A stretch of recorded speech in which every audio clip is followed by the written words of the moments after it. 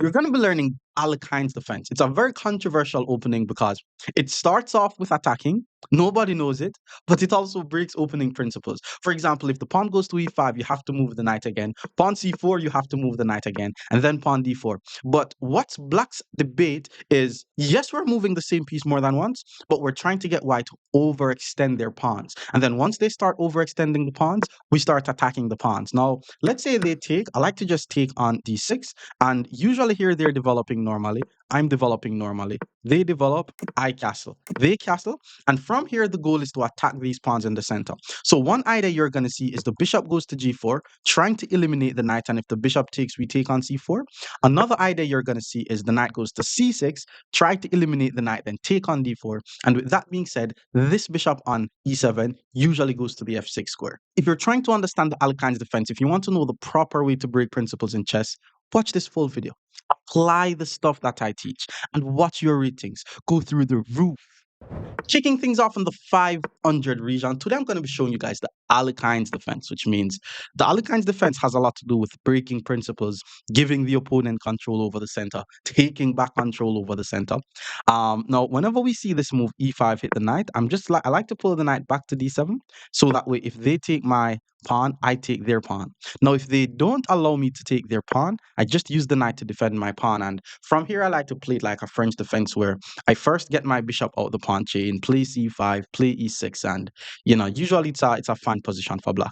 Now, I have a video explaining the whole Alekhine's defense theory. So if you want that video, the link is in the description. It's on my Patreon or the channel memberships. Now, pawn b3 was played. Let's get the bishop outside of the pawn chain, and then we're going to be able to play moves like e6, c5, knight c6, and so on. So d4, okay, let's go e6, so that way once we play c5, we don't lose the pawn. Bishop to e2, he's just trying to support his knight. Now we play c5. Now, this is like so similar to the French or the Caracan guys. And my next plan is to just go knight c6 and apply so much pressure to the d4 pawn. So bishop e3 was played. He's trying to apply a lot of defense to the pawn. And now if I play knight c6, he's going to take. And usually this bishop, the purpose of this bishop is to eliminate the knight. So let's just do that now. And then once he takes back, I'm going to take on d4. I'm going to have two pawns in the center of the board. He's only going to have one pawn in the center. And I will be developing my pieces and gain tempo on his pieces. So after bishop takes, knight c6 hits the bishop. If he pulls the bishop back, then oh no, it's not game over, because after d4, he takes my knight. So if he pulls the bishop back, I may just continue by pinning his knight. He didn't move the bishop out the way though. So let me just get my rook on the open file. Eventually, I'm going to develop this bishop and get my king out the center of the board. Okay, a4 was played. He's probably trying to play a5 to attack the knight. That's fine though, because now I get the chance to play bishop b4, which applies even more pressure to this knight because my rook is already applying pressure to the knight through the x-ray. If he tries to play a5, then I already have two pieces on the square. So now he has to be careful. Like if he's not careful, he could be losing a piece already. Guy was not careful. How do we win a piece as black in this position? Very, very simple. And sure you found it. The bishop is the main defender of the knight. So what we're going to do is first we're going to eliminate the defender of the knight, discovered attack on his bishop, on his knight, and once the queen takes, we take on c3, and that's going to be a fork. So let's just take here, which means most likely it's bad to just take back the knight, because not only will he lose a knight, he will be losing the rook. So instead of me winning the knight, you could say I'm just winning the rook. So he took with the queen. Now, because his queen and his rook is on the same line, we're just going to take on c3, hit the queen, hit the rook. Queen is now forced to move. We take the rook, and we're just ahead by a whole entire rook. Yeah, that's not a bad move, because once I take the rook, he needs to first take on g7 and attack my rook. And I'm going to be forced to save the rook, but he didn't do any of that. So now I'm able to simply castle my king and just play with the extra rook. Okay, bishop went back, so that way he's able to guard the pawn. This knight isn't really doing anything since it has no forward move. So let's just pull the knight back to d7, attacking the unprotected pawn. Eventually, my plan is to get the queen active. Maybe queen c7 to c3, maybe queen b6 to d4 if he plays f4 here. Okay, queen, instead of defending the pawn, he attacks back my pawn. So let's go queen to c7, defending the pawn. Now we have two attackers here. And if he really tries to defend the pawn, then queen to c5 just forces the queens off the board. And if you're ahead by a whole entire rook and then you force the queens off the board, then it's impossible for you to lose the game. Yeah, f4 was played. Once you're ahead in material, guys, just get the pieces off the board. Queen takes, now we play knight takes. Knight e4 is coming. I'm just going to be trading the pieces off the board. Okay, he moves the bishop. Let's continue with the plan. Knight e4. Now the rook attacks this unprotected pawn. I'm not assuming he's going to be trading the knight because I should be the one who wants to trade pieces here. Okay, so the rook goes to c1. Let's play rook c3, so that way he's not able to push the pawn. Now I'm going to double up the rooks on the c file, take his pawn on c2. Okay, a5 didn't do much. Let's continue with the plan, doubling up on the c file. Okay, now he's trying to take my knight, but I don't care. Like, I want to trade. Let him take the knight. And now the plan is to get both of my rooks on his second rank. Now, he could take, like, his back rank is not that weak, but I'm not going to let his king off the hook. Now I'm threatening some checkmating ideas here. And if he pulls the rook back, we get both of our rooks on the second rank. Okay, instead he move his king out of the way. Let's continue with the plan. Now we have two rooks on the second. King moves again, and now it's just a matter of taking all his pawns. I'm threatening two different types of checkmates. He defended this mate, but that's just a checkmate. More Alekhine's defense against 600 level players. Stick around. Opponent is now 600. Let's play some more Alekhine's defense. Knight c3, whenever they do this, we just play d5, continuing with the attack. Okay, he took. Let's just take back. Bishop c4. Ooh, knight takes. This is the Scandinavian variation of the Alekhine's defense, guys, because we're basically just getting our queen out, and there's no knight c3 ideas here anymore. d3 blocks in the bishop. It's definitely a suspicious looking move. Let's just continue to develop. Let's go knight c6, developing my knight, maybe bishop f5, castle on the queen side, and if he castle on the king side, I'm going to start some attack on his king. Knight f3, now I develop my bishop, pinning the knight to the queen. Bishop e2 I was expecting, now I castle on the queen side. This could get very aggressive very quickly, by the way. He also castled, and how do we do this now? Let's just play e6. I'm trying to go bishop to d6, maybe queen h5, try to sacrifice some material. Okay, that move appears to be a mistake, right? Because my queen is attacking the bishop. His knight is the only defender of the bishop. So what if I get rid of the knight, he takes, and then I take the bishop? Maybe if I take the knight, he's going to take my rook first. But if he takes my rook first, I'm able to take his pawn, hit the rook, or just take his bishop. And then after he takes, then I take back the bishop. So I'm going to be losing my bishop and my rook, but he's going to be losing... Wait, let's think about it. Takes, bishop takes, queen takes, and then I take. So I lose my bishop and my rook, and he loses 3 minor pieces. So that has to be good for me. I'm going to get 9, and he's going to get what? 8. It's only a point, but I'll work with it. Okay, so he went in the line that took the rook. Wait, can I just take? Nah, let's just take here. Hit the queen first. And then once the queen takes, we take on d8. Not sure how I'm going to take on d8 though, because, you know, taking with the knight undevelops the knight, taking with the queen undevelops the queen. It's kind of weird. But we have 2 pieces for the rook. The 2 pieces will beat the rook. All right, c3 makes a lot of sense. He doesn't want my knight going to the d4 square. Let's just continue with development though. Let's go bishop d6, pointing towards this weak h2 pawn. And it would be cool if I'm able to force him to play g3 and then just roll my h pawn up the board. But he played g3 on his own terms, and he's basically pushing pawns on the side that his king is on. And this is now a hook. So I'm going to use his own pawn to open lines for my pieces. So the plan is to play h4, take on g3, and then my rook gets the file. Then he plays h5. He's pushing even more pawns, but we're not going to stop there. Let's play g5. Like, what he's doing wrong, he's pushing pawns on the side that his king is on. Like, pushing pawns on the side that your king is on, if you do it in a defensive manner, then it's bad for you. If you do it in an attacking manner, then it could be good for you. All right, so he's defending with his queen. I guess after takes, he wants to play queen takes. I don't necessarily want to allow all of that, though. Let me centralize. Wait, centralize the knight. There's push. But then the knight gets this score. Let's not rush it. Let's just centralize the knight. Now I'm threatening to take, and if he plays queen takes, he's fucked. d4 would be a move, but knight g4 would be the plan there. Now I'm just putting all my pieces pointing towards his king. Yup, he did find d4, but let's keep the pieces attacking his king. Now that my knight is on g4, if I take, he's not able to play queen takes. He is able to play pawn f3 though, but again, he is moving pawns on the side that his king is on. The more he moves those pawns, the weaker his king becomes. Yup, he's weakening his king even more. Now we get the tempo on his queen, forcing the queen to move. Because he pushed this pawn, his g3 pawn is also weak. So now I'm threatening to take on g3, or maybe I take on h4 to open the line. But how is he going to move the queen and defend the pawn on g3? Like, that's the only move I'm seeing that he has.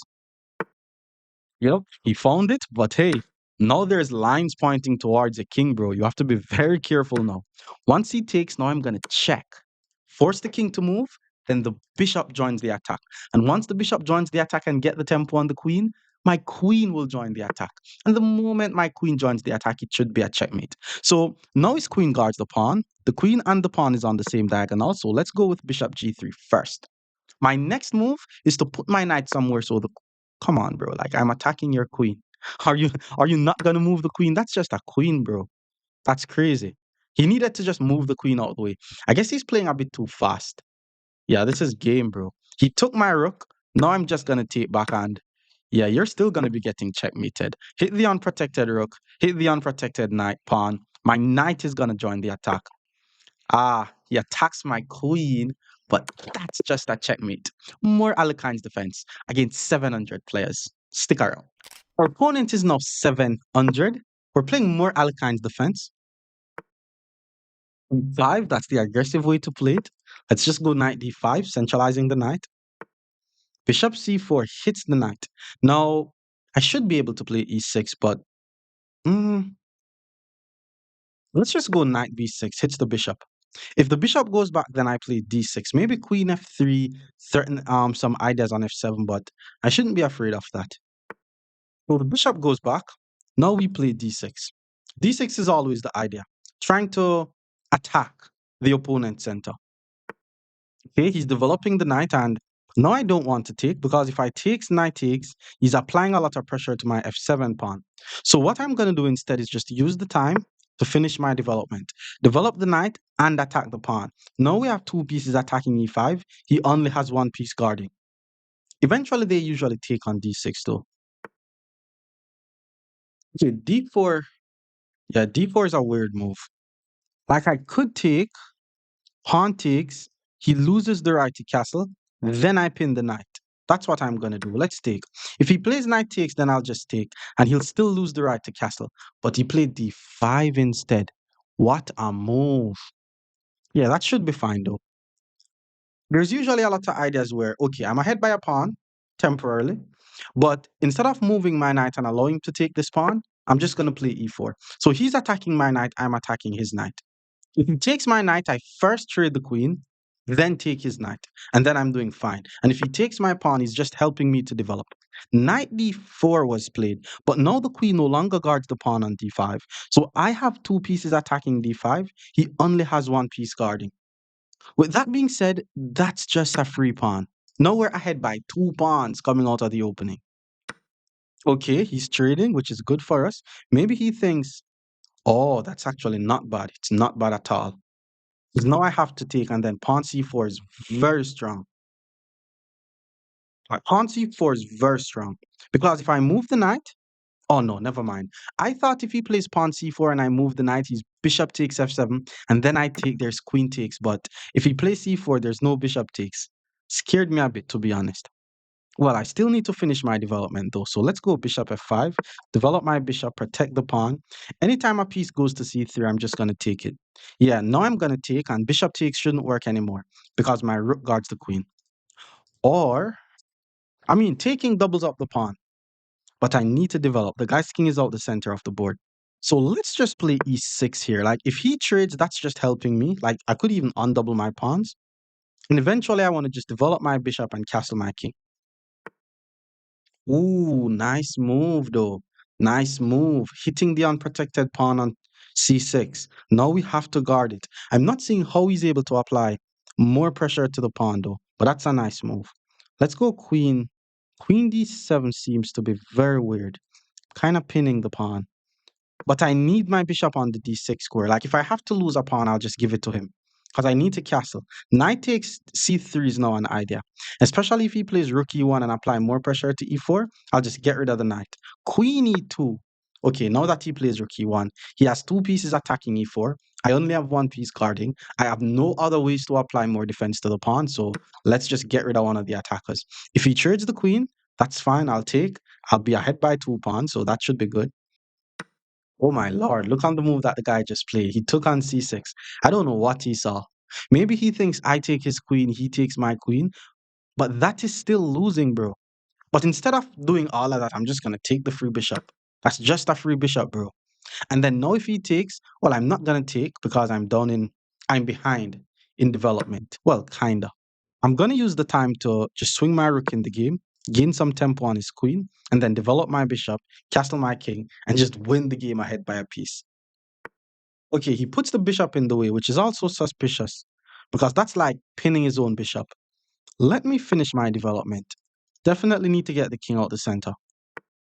And then that was a very weird move that he played. Like the rook was on an open file. He moves the rook away from an open file. Maybe he thinks f2 is under too much threat. But look on the move that I'm about to play. Because this bishop is pinned, pin pieces don't protect. So what I'm going to do is I'm going to play e3. Key on the pp. Very nice tactic. Now if he takes with the f pawn, I play bishop takes, which checks the king, hits the bishop. If the bishop takes, which he didn't even make it challenges, that's a queen, bro. That is a queen. Now it's just over. Once he takes, we get the king out the center of the board. He didn't even take back. He put the rook here because now he's threatening this. But I don't necessarily have to be like, okay, he's threatening my back rank. Let's forget about the bishop because we're able to save the bishop and prevent the threat on the back rank. Okay, he moves the rook, maybe to guard this, but okay, didn't protect this, and your rook is now unprotected. I need to get this rook in the game though. So I'm going to castle, not just to protect my king, but just to get my rook in the game. And he resigns. More Alekhine defense against 800 level players. Stick around. Our opponent is now 800. We're still going to be playing some more Alekhine's defense. And whenever they play knight c3, d5 is what we're going to be playing here. And we're going to be meeting e5 with knight d7. So that way, if they take our pawn, we take their pawn. If they play the move knight to f3, though, it means they're defending their pawn. So let's just play knight b6, and we're also going to be defending our pawn. D4 was played. Let's develop our bishop, pin the knight, not necessarily intending to take the knight. If h3, we just pull back to h5, and if g4, we pull back to g6. Now, he should have some issues eventually castling his king, and whenever the bishop goes to d3, now we're able to trade. And then from here, I'm just going to develop it like a French defense, like play e6, try to get the pawn to c5, then play knight c6, and eventually we're going to be applying a lot of pressure to his pawn on d4. Now, someone played bishop to e3 against me, and I still decided to play the move knight c4. I'm still going to play c5, knight c6. That was actually a very fun game. I'm also attacking this unprotected pawn, so castling is a good move. And from here, I'm just going to play c5. No need to move the knight on c4. It's a very strong knight. I'm not going to move it unless I see something like b3. And b3 could be losing. He did play b3 and he's losing here, guys. Like, remember we spoke about the drawback principle? The drawback principle basically states before you move a piece, ask yourself, what was it doing? So, for example, well, I don't think this works though, because I wanted to take and then check and then fork. But then he's able to play queen b5. So that doesn't work. So let's just take the bishop. It doesn't work. And I'm going to take on d4. And then after the queen takes, I go knight c6 and attack the queen. The good thing about this position, though, is his king side is all messed up. Like, I can go bishop to a3, I can go rook to c1. He's forced to move the queen. My knight is also attacking e5. But I definitely need to castle my king because I was trying to set up a tactic just now to fork him, but it didn't work because my king isn't castled. All right, let's first play rook to c8, putting the rook on the same line as his king. And I'm also x-raying his unprotected knight as well. There's bishop a3, which is a check. If he moves this knight, I'm trying to set up some bishop e7 to g5 and pin his queen. But let's see what he does. Okay, he moves the knight out the way. It's very likely that he wants to play knight here with check. Hmm. I'm thinking of knight b5 myself though, because now I'm threatening his pawn on c2 twice. I'm also threatening the pawn on a2 once. If he checks, I'm able to take on d6, and then he's going to be losing the c pawn. Ooh, I'm also threatening something else. Notice how the rook is on the same line as the king. Ooh, he plays c4. And this, well, it's not necessarily the drawback principle. I was still planning on putting my knight there because of the pin, but now it's just over. I mean, we find the best move by looking for moves on the opponent's half of the board. We're looking for checks, captures, and threats. Knight to d3 wins an entire queen. He's not going to be able to take my knight or anything. That's just a free queen. He moves the king. We grab the queen. And from here, it's just a matter of trading. You know, I could also try to checkmate his king. He took, hit the rook. Let's play rook to a8, putting the rook on the a file. Because no once he moved the knight, I'm thinking of queen to a5 and then try to take this pawn on a2. Okay, now let's hit the pawn. How is he going to defend it now? I'm also thinking about knight d3 threatens the fork. Okay, a4 wasn't a bad defensive move. Let's finish our development. Hit the knight. If the knight moves, I take on c4. And if he takes with the pawn, this is unprotected. All right, check. I'm just going to take. I mean, I'm trying to trade some pieces anyways. Now we go knight d3, which means not only am I threatening a fork here, but I'm actually trying to put my queen here, which now it guards my knight. I'm still threatening the fork, but now I'm threatening this pawn. I'm threatening checkmate. If I take this pawn, my rook is going to be able to take this pawn. He moves the king, and okay, where is the... Oh, this is just checkmate in one.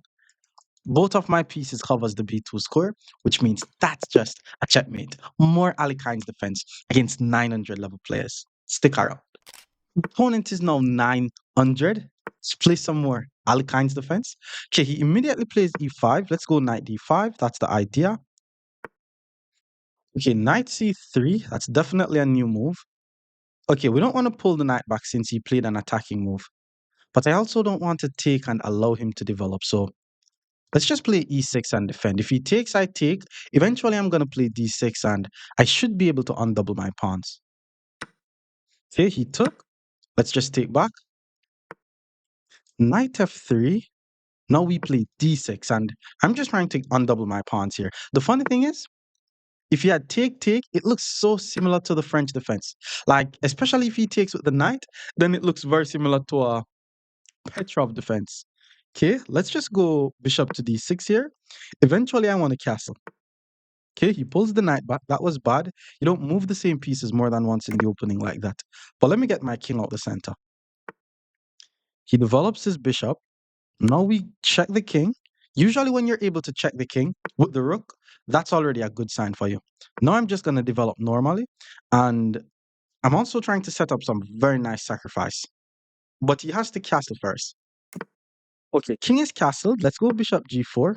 Pinning that knight to the queen. I want to play queen d7 and then sacrifice. Okay, but he plays h3 a bit early. Let's pull the bishop back to e6. Usually we pull the bishop back to h5, but because I'm trying to sacrifice, I'm going to go queen d7 with the idea of sacrificing. Ooh, knight g4. Very strong move. I should have pulled the bishop back to g5 because not only is he attacking my bishop, he is attacking h7. All right, let's play h6. Now once he takes, we have to take back and all my kingside attack is out the window. But I'm going to try to attack in the center of the board with e5. Okay, so he took on e6. Let's just take back. The plan is to play e5 and attack in the center because my little sacrificial trick didn't work. c3, now we play e5. And if he takes, at least I'm able to centralize the knight. So he took. Let's take with the knight, hit the bishop. My pawn on d5 is unprotected, which is why he pulls the bishop back. Now he's attacking this pawn. All right, he's also trying to put his queen. It's very tricky now because he's trying to attack h7 and set up some little checkmating ideas. All right. Okay, let me just move my bishop out the way, protect the pawn, and if queen c2, g6 could be a move. I can also play queen d6, allow him to check, move the king. All right, b4 just didn't do anything. I don't know why he played b4 actually. Okay, now I'm going to play c6 just to ensure that d4 is guarded. Knight c4 is also an idea, but I have to be on the lookout for this. Oh, okay. He's trying to trade. But once I take, his pawn structure is just bad. The only thing that he has going on is the light square. So here's what I'm going to do. Pull the knight to d7. If he puts the queen on d3 or c3, we put the knight on f8. And remember the saying, guys, there's no mate with a knight on f8. So once I put my knight on f8, I'm chilling. Rook to e1, he puts his rook on the file. Let's not take and then gives his queen the file.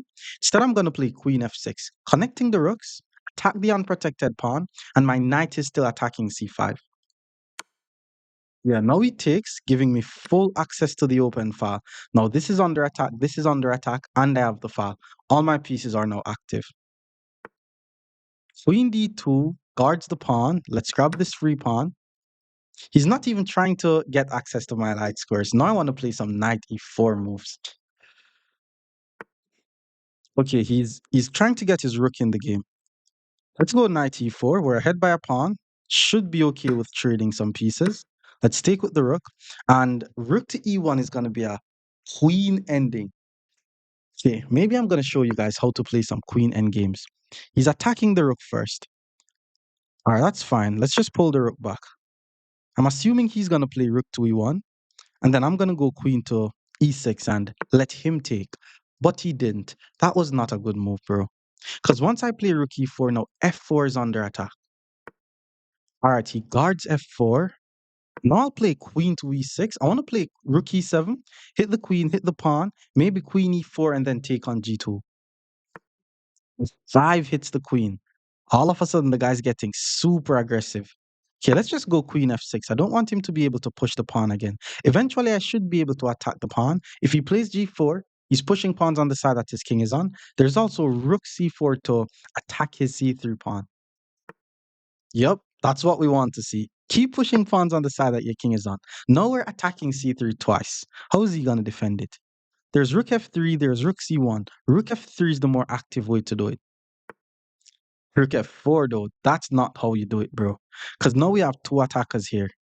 And I'm going to choose to take with the queens because now I'm ahead by 2 pawns. And if I'm trading the queens, it should be an easy endgame. It's easier to play rook ending than queen ending. Because queen ending, you could be ahead by a pawn and then the opponent just get perpetual checks. Yep, this is what we wanted. Now we have connected pass pawns. From here, we just need to get our king as active as possible. And I'm threatening his h3 pawn. Okay, he plays a4. Let's just grab the free pawn. Now we're ahead by 3 whole pawns. He keeps pushing the pawn up the board. In the end game, what we want to do is attack weak pawns. If he pushes the pawn again, I'm just going to play rook takes. f6 doesn't do anything. I'll still take the pawn. Yep, let's take the pawn. If he takes, I have king takes. Maybe he's going to check, but once I put my king on f8, his rook is going to be tied down guarding this pawn. And I'm going to use the time to just roll my pawns up the board. All right, he moves the king. I'm going to put the rook here, cutting off his king. I don't want his king joining the action. Okay, rook moves. Remember, the winning side should not be trading in the endgame. We want to win the pawns, not trading the pawns. Okay, random king move. Let's start taking the rest of the pawns here. And from here, it's just a matter of pushing the pawns up the board. I mean, I'm ahead by what, 5 pawns? And he resigns. More Alekhine defense against 1,000 level players. Stick around. Opponent is now 1,000. More Alekhine's defense coming your way. Whenever they play knight c3, just play d5. We're trying to ensure that we're immediately taking control over the position. Some persons are going to be taking twice on d5, but that's not good. It's like we're playing the Scandinavian and they're not going to be able to attack us with the knight. After e5, I like to put the knight on d7 because now I'm attacking this pawn. I'm also leaving this pawn unprotected, by the way, but if he takes this pawn, I take this pawn. Now his knight is still under attack, and from here, I'm just trying to finish my development. Okay, c4 guards the knight. We do not allow pieces on our half of the board for too long, by the way. Eventually, I want to play e6, but e6 now blocks out my bishop. e6 will happen, by the way.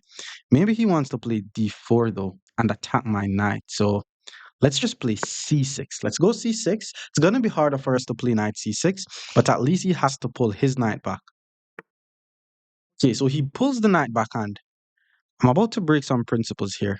If he's allowed to play c5, it chases away my knight and he controls the center. So I'm going to move the pawn to c5. Controls the d4 square. I could put my knight on c6, and if he puts the knight back on d5, I'm probably going to just chase it out again. Even though ideally, I would like to move my bishop, then play knight d3.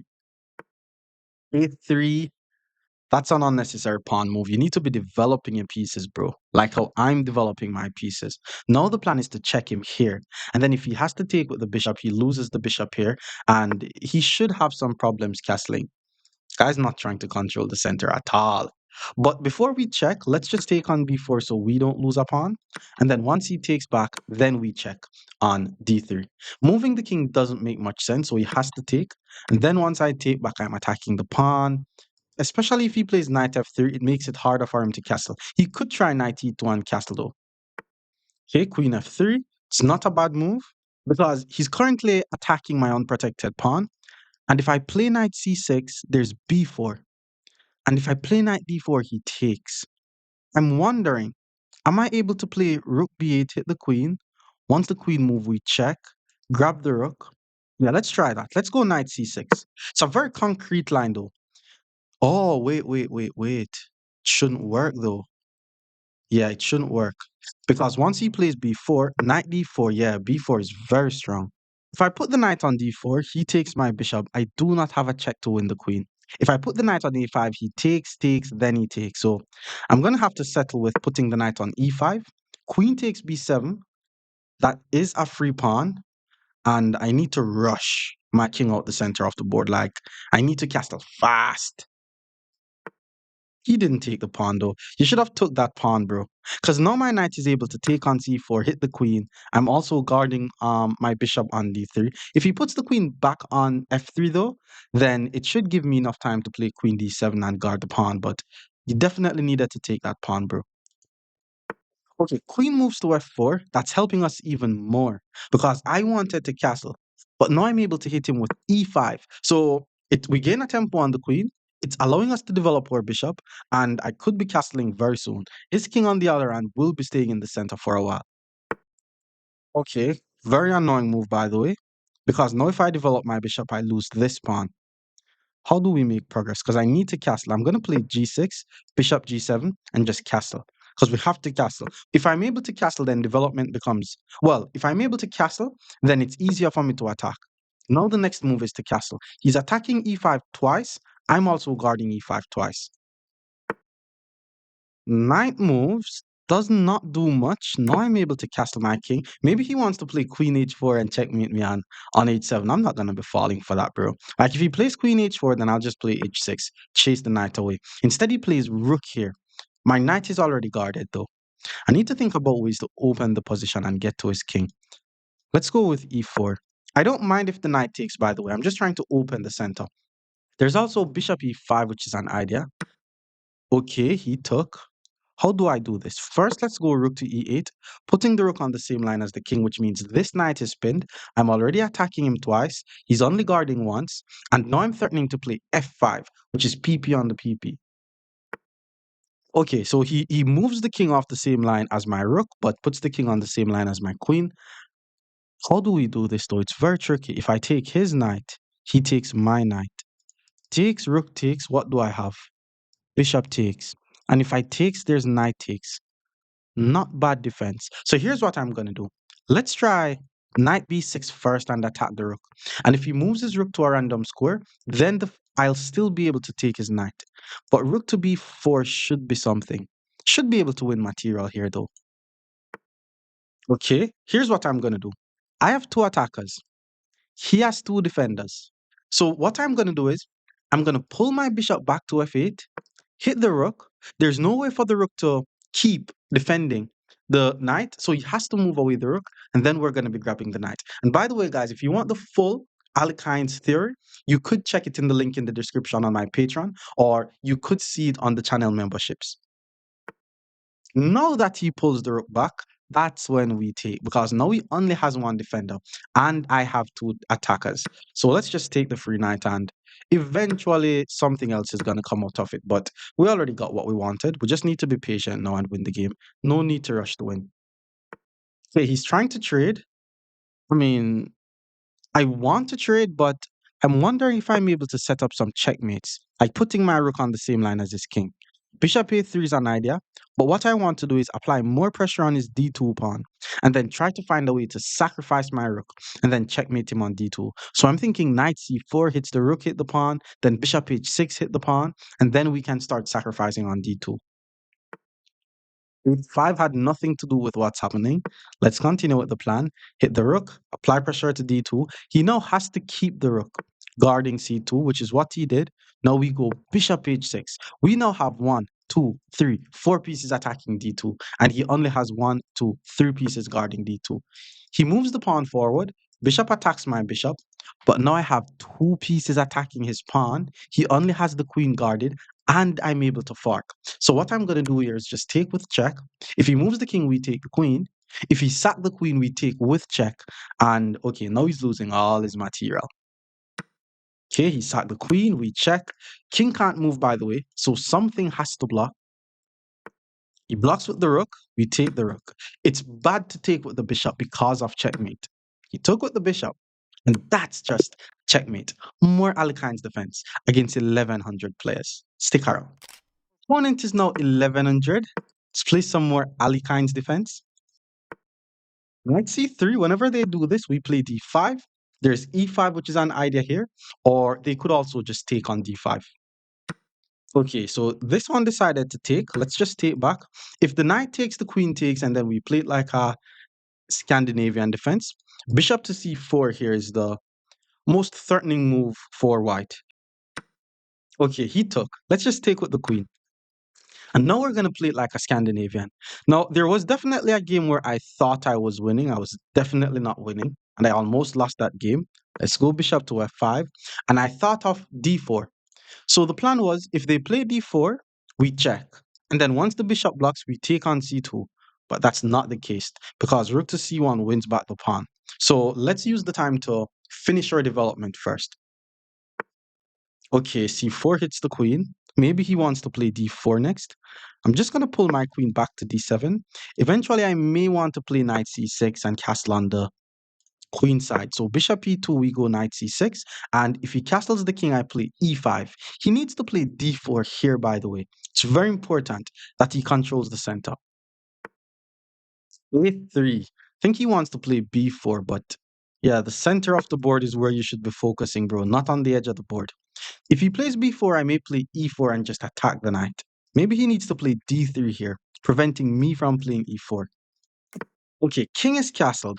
You castle on the king side. If I castle on the queen side, he's going to start some attack.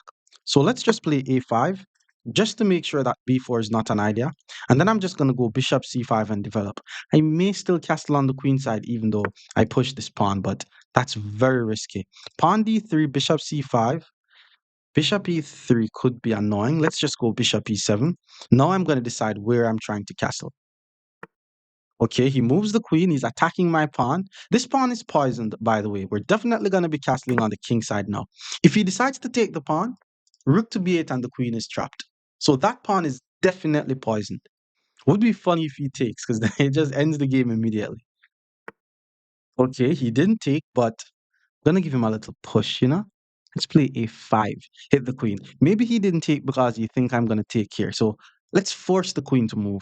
He shouldn't take, by the way. He needs to play something like queen c3, queen c2. Those are the only safe score for the queen. There's also queen b5, but should be able to play rook a5 and trap the queen. Yeah, queen c3 was played. That's definitely the square. Now I just need to get the rest of my pieces in the game. He's attacking my pawn on e5 twice though. So let's go bishop f6. Not only am I guarding the pawn, I'm also putting my bishop on the same line as the queen. In some rare cases, I could consider playing e4.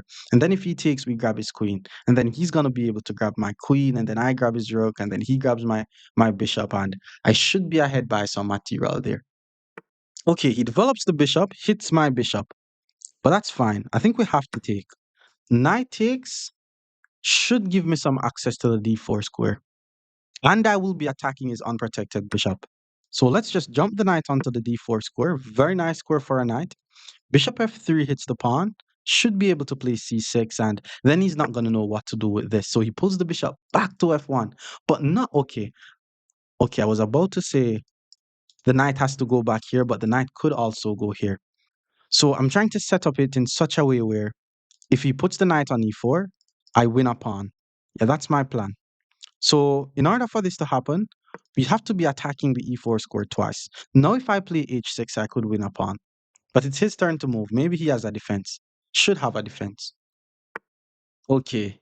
He had a defense and he found the defense. So we have to use a new plan because the knight is definitely heading here next. Once the knight gets to e4, I want to be able to play f5. So I'm going to play the, well, bishop back was also a trick. If he takes f6 hits the rook, he takes, I takes, queen takes.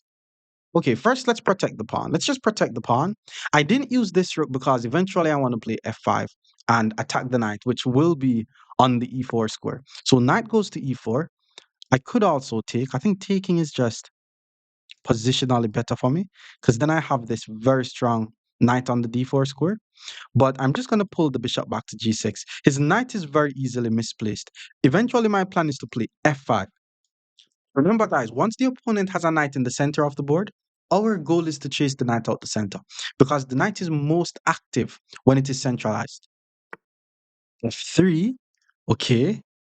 Now we play f5. I'm assuming he's going to play knight f2. Okay, that's where he puts the knight. Makes some sense. He wants to put the knight on e2 and then trade off my active knight for his passive knight. That makes a lot of sense. Let's play queen c5 here. Let's put the queen on the same line as the knight. He needs to move his king over to h1. He saw that very instant. And what I'm going to do here is play the move e4. Now, if you guys count, he should have enough pieces covering the e4 square, but that's not my idea. My idea is just to open the position. So if it's going to cost me a pawn, it will cost me a pawn, but I should be able to get attack on his king. So he take, I'm going to take. If he takes with the pawn, my rook gets access to f2. That was the whole plan. So even if he takes with the knight, I takes, eventually my rook will get access to f2. Okay, he took with the pawn. Now we go rook f2, and I'm threatening some forks. I'm threatening rook c2. I'm keeping his queen tied down to the defense of this. It's causing me a pawn though. And h5, h4 is also a plan to chase away his knight. Okay, he saw that, got his rook in the game instead, applying pressure to my knight instead. Knight c2 hits the rook, but there's rook e2. So I think we have to, do we have to do it? I don't want to do it. I think I have to do. Yeah, I think we have to pull the knight back. Let's just pull the knight back. Ooh, aggressive. Aggressive. What a move. Hits the queen. Okay, queen b6, there's rook b5. So let's go queen f8. And if I'm able to get rid of this knight, I win the bishop. Guy's just ahead by a pawn, by the way. Like, if I do not get anything out of this attack, he will just be ahead by a clean pawn. And then he's doing the right thing. Like, that's the right thing to do. He's ahead by a pawn. Guy's just trying to trade some pieces off the board. And I don't want to trade, so let's pull the rook back to f4. He's not able to move the knight as yet because he loses the bishop. c5 is a move. I mean, why is this not a pawn though? Guess he wants to put the bishop on c4, but I have two pieces covering the square. Takes, takes, knight takes, and I'm safe. I mean, he gets a check, but I'm just gonna move. Or maybe I should play h5, bishop c5, h4, knight e2, check, check. But then he blocks with the knight and I have nothing. I mean, the guy's giving us a free pawn. Let's just take the pawn and see what he has. Now we're attacking the e4 pawn so many times. If he did all of that for the check, I mean, I'm just going to move. Check, we just move. Now what does he have? I have 1, 2, 3, 4 pieces attacking e4. He has 1, 2, only 2 pieces guarding e4. Maybe he's able to push it though. Okay, he adds some defense to the pawn. That should not help though, because now he has 1, 2, 3 defenders. I still have 1, 2, 3, 4 attackers. So once we take on e4 here, that's just a pawn. So the same pawn that we sacrificed, we won it back. He also gave us a pawn. So now we're just ahead by a pawn. Okay, he took with the rook. Let's just take with the bishop. Not sure why he took with the rook, which means that's just material for us. What is he going to do now? Take with the knight? because then I'll take with the rook. And by the way, guys, his back rank is very weak. Okay, he plays h3. It's not as weak anymore. Okay, how do we continue here? Could just move my bishop out the way now. And then if he takes, I takes, he has nothing. We're just ahead by 3 whole points. Guess the time is getting to him because that move was not necessary at all. Okay, he's moving his rook to safety. I have a little plan here. Look at this. Rook h4.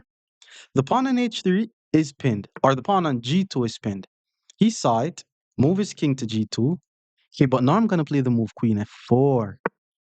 I'm applying pressure to his bishop twice, and I'm trying to set up some very nice checkmating idea like, can I sack the rook and then check? Or can I play rook to e3, hits the queen, and hit the knight? Alright, he saw that, saved the bishop, but once we play rook to e3, it's a fork. Like, notice how the queen and the rook is on the same line. Hopefully I'm not missing any rook sacrifice mates, but rook e3 has to end the game. Unless he sack his queen.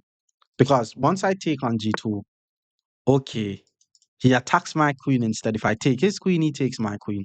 But this is just checkmating too. Like, we take the knight with check because the rook guards it. The king has to move, and there's just so many checkmates. Let's give a check. The king has to move, and it's just a checkmate. More Alekhine's defense against 1200 level players. Stick around.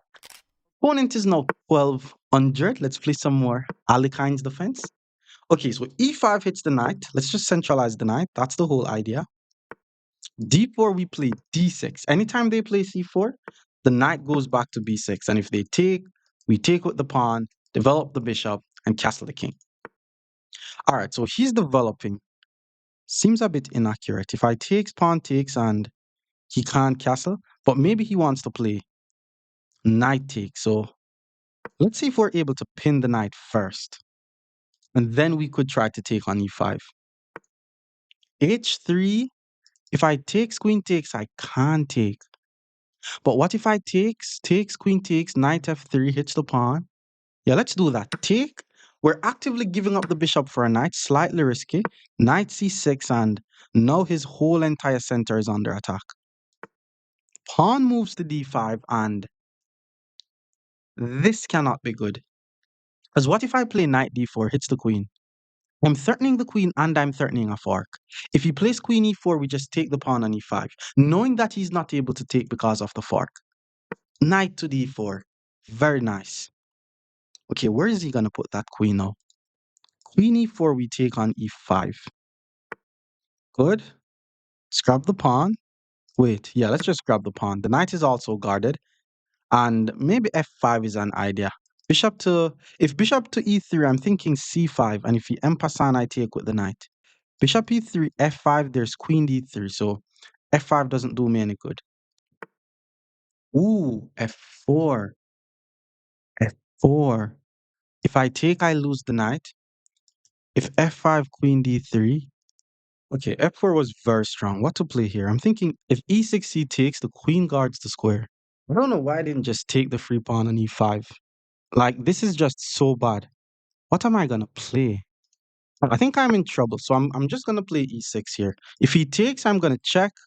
Maybe play c5 afterwards. I should have just took the free pawn when I had the chance. Thought I had something, but I don't. So he took. Let's give a check. Bishop has to block, I'm assuming. Then I takes, knight takes, and then play c5. Otherwise, I'm gonna be down by a knight. Whole idea is to try to get my king out the center of the board. Now the position is equal. Pawns in the center seems to be a bit too strong. Okay, knight c3 should give me some time, but time to do what though? We still have to play c5. We have to keep the knight guarded. If he en passant, that would be perfect. Okay, that's perfect. I mean, d6 was what I was afraid of, but now it's just a normal game. Yeah, let's just take on c6 here. All right, we're back in the game. Not winning, but we're just not in a weird, ugly-looking position. Bishop to d3 is very strong. Prevents castling. Bishop to d2. Maybe he wants to castle on the queen side. Here's what I'm going to do. Based on what I'm seeing, it looks as if white is the one with the attacking possibilities. Because white is the one with the attacking possibilities, I'm going to get the queens off the board. If he takes knight takes, I'm threatening a fork, I cast my king, and his pawn on e5 is also overexerted. So if the queens are off the board, it's going to be benefiting black here. So let's take, I'm threatening a fork. I'm expecting him to castle though, but then I can also castle and my knight is going to be guarded. So he castle, I'm also going to castle. If a3, I'm wondering if knight to b3 check is strong. All right, bishop g5, very interesting move. He is attacking my rook, but just moving the rook to d7 should be fine. I mean, my knight is still guarded. I'm thinking about taking his knight and give him some ugly looking double pawns. I don't want him to gain any tempo on my knight though. I mean, h6 is a move. Knight c6 hits his pawn is also a move. This pawn is overexerted, by the way. All right, he pulls the knight back. He doesn't want the double pawns. And if I take the knight, I'm helping his bishop to be developed. I don't want to allow that. I could pull my knight back. Let's do that. Because if I pull my knight back, I already have one piece attacking the pawn. If he trades the rook, I play knight d7, then I'm gonna have two pieces attacking the pawn, which means now there's just no way for him to protect this pawn. He puts the knight back on c3, especially since I'm about to be ahead by a pawn. I'm gonna trade give up the bishop for the knight because it gives him bad double pawns. Now I take on e5, we're ahead by a pawn. I need to chase away this bishop, swing my rook in the game. It's two bishops versus two knights though, so still not the easiest game to play. But whenever the opponent has the bishop pair, all you need to do for the position not to be as dangerous is to try to get one of the bishops.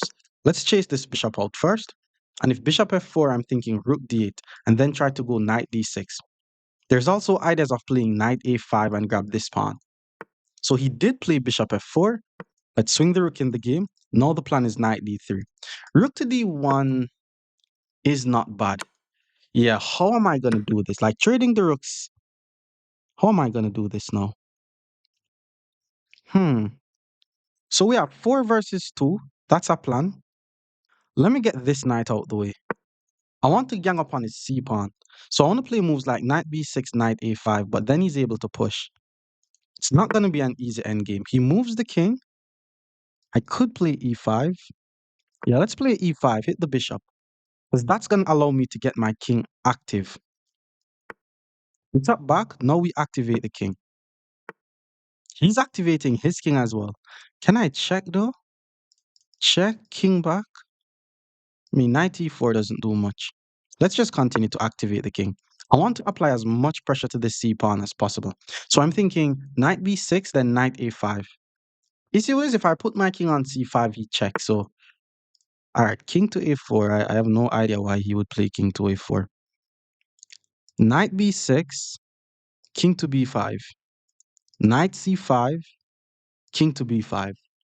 Since king b5 is annoying, let's play a6 and prevent that. Okay, bishop to e4. There's not a lot of pieces guarding c4. Knight b6. Ooh, I think we got him, guys. Knight b6 check. King moves. Knight a5 check. King move, then we take the pawn. Very good. Very good. I tell you about those double pawns. His bishops are still slightly dangerous, but my knight on a5 will be guarding b7. I'm fine. Oh, wait, yeah.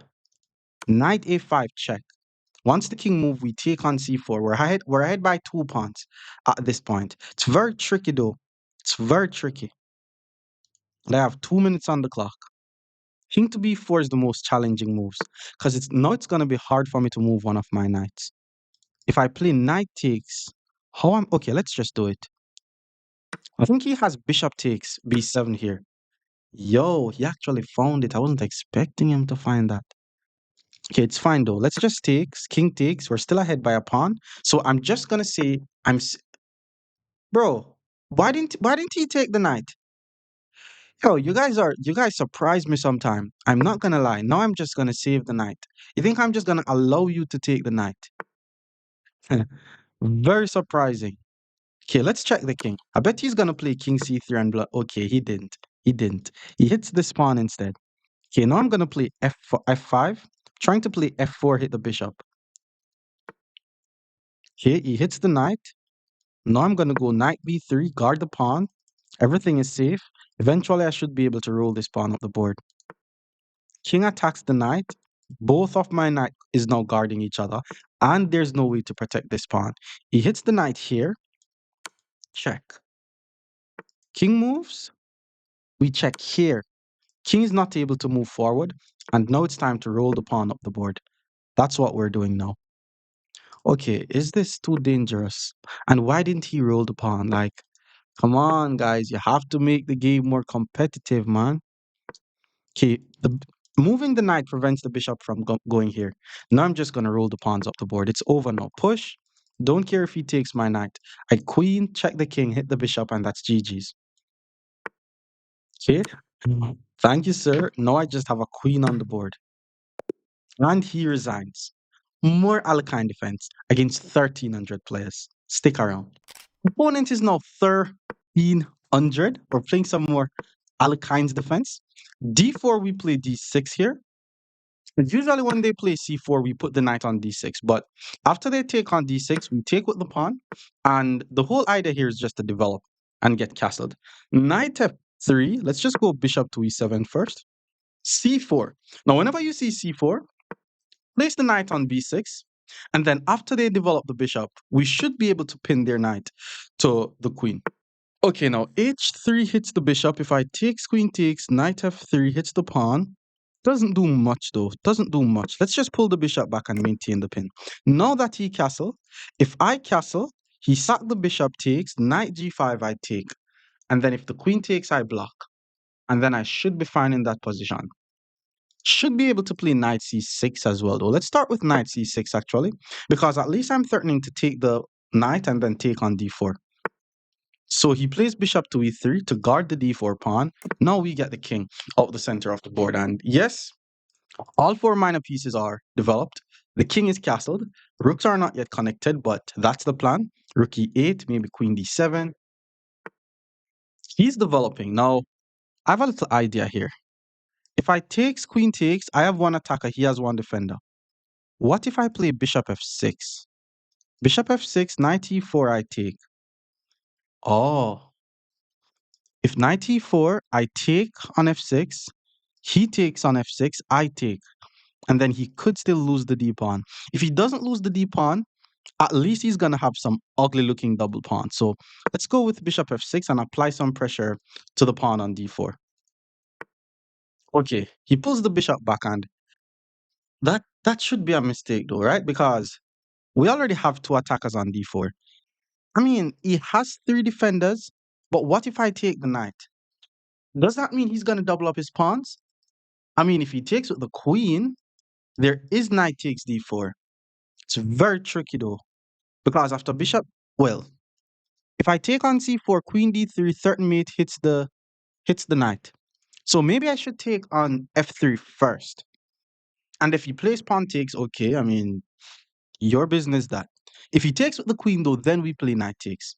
And yes, the knight is unprotected, but there's no little tactic there in this position. Queen e4, we stop the mate. Queen h5, we stop the mate. So let's get rid of the knight first. If he takes with the pawn, we're not able to take. He took with the queen, take the free pawn, knight e4 we take, or knight e4 I should be able to pull back. I mean, this has to be a free pawn. Yeah, we're already ahead by a pawn. I'm also attacking b2, but I'm not planning on taking b2 just yet. I'm also attacking d4 twice, but taking on d4 could lose the tactics. Pawn to d5 could be interesting, but knight to e5 hits the queen. Okay, he hits the knight. If I takes pawn takes, rook gets the file, he's guarding this pawn. Maybe I should just pull the knight back then. I mean, I'm ahead in material. I should want to trade though, right? Yeah, I'm not going to do it. Let's just pull back. Like, taking the bishop allows his rook to get active. Plus, this is his bad bishop. And now I still get the tempo on his d-pawn. So he needs to guard the d-pawn. I need to play g6 though. He guards the pawn. Let's just play g6. Now I'm not worried about anything at all. Eventually, I'm going to pull my bishop back to g7, get the rook on the file. And we're just playing with the extra pawn here. Yo, why is this guy playing so fast? I didn't even see when he made the move. Okay, the rook is on the file. Let's just, do we pull back or do we put our rook on the file? Because we don't want to waste any time at all. Let's just pull back. Like, he's not really creating any threat. D5. Yo, this guy's playing so fast, it's crazy. Look at this. Playing D5 left the knight unprotected. So I take the knight, he takes my knight. I take the rook, he takes my pawn. I move the rook and I'm getting material. There's also knight E5 here. I take 3, he takes 3. I take 5, he takes 1. I move the rook, he takes. So from that trade, I would get what? 5 points. No, 1 point. Takes, takes. All right, let's just take. Maybe I shouldn't. Maybe I shouldn't take the rook just yet because he's able to take and attack my rook. So instead, let's just take on c6 first. And now we're ahead by 2 points. He needs to save his rook. Oh, there's bishop takes though. Bishop takes is very strong. Because if he plays bishop takes, I'm not. He's playing too fast though. Like what? What's the rush, bro? What's the rush? All right, I'm ahead by 2 pawns. Let's just trade the pieces off the board and win a very easy game. Once he plays rook takes, now I'm going to play rook to e8 and then just keep trading the pieces off the board. The queen is attacking my pawn on c6 though, but we don't care. Let's hit the rook. If he takes, we go queen takes guard. Okay, he puts the rook on the file. And now I'm not going to take because then it gives him the file. So instead, I'm going to play queen d7, and then if he takes, I get the file. And if he plays bishop to e4, applying more pressure to my... Guy's playing so fast, it's crazy. Let's just play d5, hit the bishop. I'm just waiting on the blunders. There's going to be a lot of blunders coming because he's playing so fast. Maybe he's trying to beat me on time or something. But 4 minutes has to be a lot of time, bro. I mean, it's still going to be a lot of technique will still be required from me to win this. I'm going to roll my c pawn up the board with the whole idea of maybe playing c4, creating a pass pawn. If he takes, then we're going to be trading all the pieces and it's going to go into this queen endgame, which is not easy to win. But maybe he's going to want to trade the queens off the board even though he's down by 2 pawns. Okay. Doesn't do anything. The knight is already guarding. Push takes, takes. Bishop has to move. Where does he put the bishop? Pull the bishop back. Nah, that's rushing it. I could take, rook take, queen d6, but then he just pulls the rook back. Okay, since I'm ahead in material, I'm going to use the time to trade all the pieces off the board. It's not going to be a very easy endgame to win, but we're ahead by 2 pawns. I mean, I'm doing the right thing by trading the pieces. Now I just want the queens off the board. If the queens are off the board, then the win is guaranteed. That was a very nice move because in the end game, it's important to centralize the queen. And I was planning on centralizing my queen. He's attacking my unprotected pawn though. So I'll just play queen here, guard the pawn. Let's see what he's going to play. I have a little trick. F6, check, king up, queen back, trade the queens off the board. Once the queens are off the board, it's just a guaranteed win. Now he's playing very aggressive. Very aggressive. Okay. Queen d6 I'm thinking of because it attacks the queen. He's planning on attacking my knight, so let's attack his queen. He should not trade, by the way. If he trades, then he's just down. Yeah. Yeah, I knew he would have done something weird like that because he's playing too fast. He's trying to get the king in the game now, but it's too late for him to do anything. This has to be a winning endgame because all I need to do is get my king as active as possible. F4 tries to prevent my king from getting active. I'm going to play pawn to d4, already rolling the pass pawn. But because I know that he wants to play a5, I'm creating the d5 square for my knight. He plays g4. Now we get access to the d5 square. I'm threatening his unprotected pawn, by the way. So he has to be careful. Okay, he guards it. Now I'm going to play h6. Why? Because I'm playing against a light squared bishop, so it's best if my pieces are on dark squares. h4. Let's just wait now. Maybe I don't think f5 makes much sense. Let's just move the knight. Maybe I could play d5. Knight b4 was also a move, and then start rolling this pawn up the board. But I'm just waiting on him to come at me because he's playing a bit fast. Yeah, I'm just waiting on the blunders. He took with that pawn. That was the right pawn. Maybe it wasn't, because now I'm able to put my king in the center of the board. If he plays here trying to attack the pawn, I could play d5 to hit the bishop. I could play knight block to block out the attack. But my pawns are fixed on light squares, so that's kind of a plus for him. Okay, let me just pull my knight back. If he plays bishop here, it's over after the check. If he plays pawn push, I'm still going to check. Yeah, we're still going to check once the king move. I take, and then once the king takes, we start advancing our pawn majority. Yeah, now it should be easily winning now. Pawn d5, pawn c4. We have two pawns rolling up the board and we should be fine. He's going to want to put his king here and then take this, but he's not going to have enough time to do that. And even if he gets time, I'm always able to play king e6. Ooh, if I take, nah, let's not calculate that. Let's just take the pawn. The time is running out. And then just roll my pawn to a queen. Like literally, just push it up to a queen. Because he's not able to take because of this. This is going to be a dark square. And my knight is already covering. And he resigned. More Alekhine defense against 1400 players. Stick around. Opponent is now 1400. Let's continue to try out the Alekhine's defense.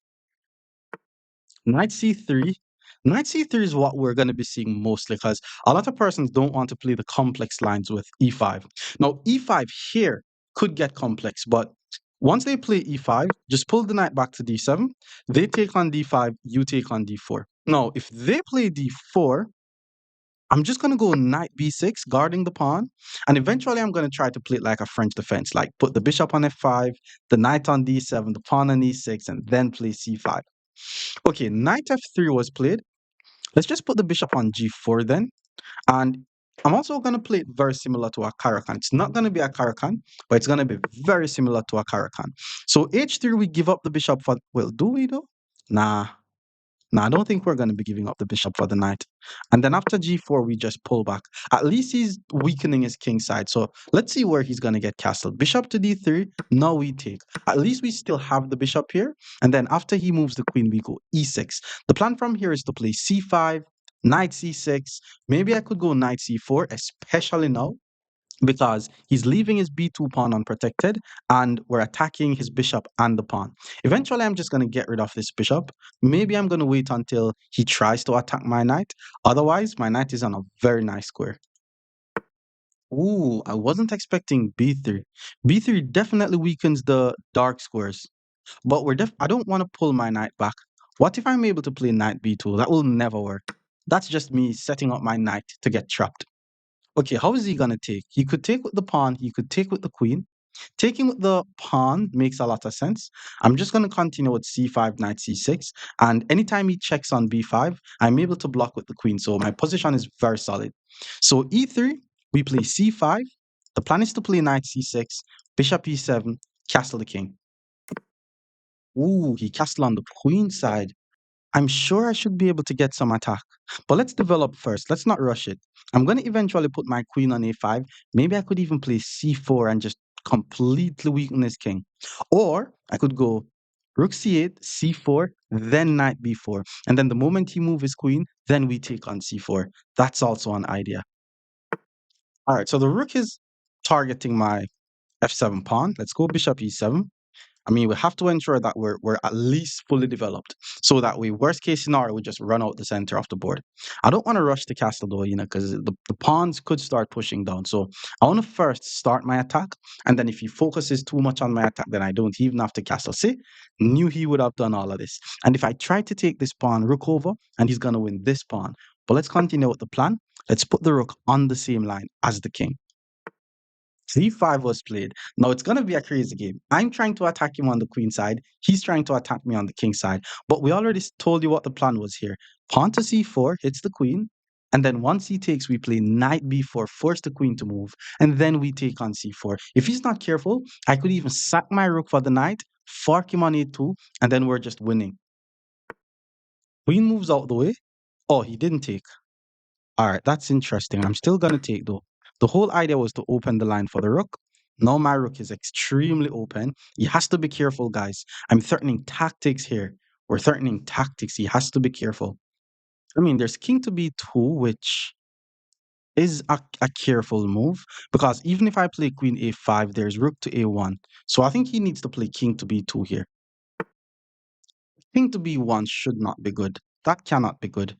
Okay, let's get the king out the center of the board. I think it's time we get the king out the center, because my attack is going to be way faster than his. Even if his pawns reach all the way here, I have pieces attacking him. He's just, okay, I'm not going to take here. Maybe he wants to push or push, don't care. Let's go queen a5. Now we're targeting his knight twice. My rook hits the knight, and I'm attacking the knight through the x-ray. King to b2, I'm thinking about sacrificing. Don't think it works though. Queen takes, I check. King back. What do I play? Check. There's queen block. So king b2 is not. King b2 is a very good move. He moves the knight out the way. But that's bad, bro. Because now we have two pieces targeting c2. And yes, he has two pieces defending, but are you going to sacrifice your queen? That's a pawn. And I'm attacking the queen. It's over. If he moves the queen b5, and he's also going to be getting checkmated.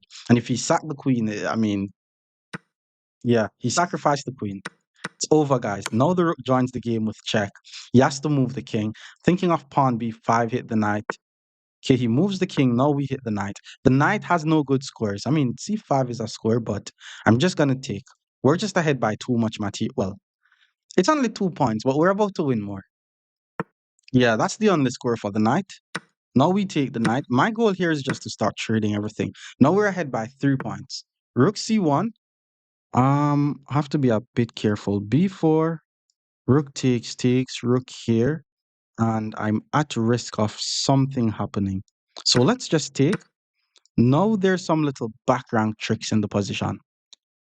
And if I play g6, then I'm mated. What to do here? Let's just run. Let's just run to f8. If he checks, we go king e7, and then he has nothing. We still have to ensure that we're careful to win this game. But my plan is to play b4 and queen a3. If that happens, then I'll win. Yeah, that move didn't really do anything. Maybe he wants to push, but that's not a good plan. Let's continue with our plan. b4 threatens queen a3. Rook to a1 is a good defensive move, but then we play queen to c7 with the same threat. But then he has rook to c1. That's annoying.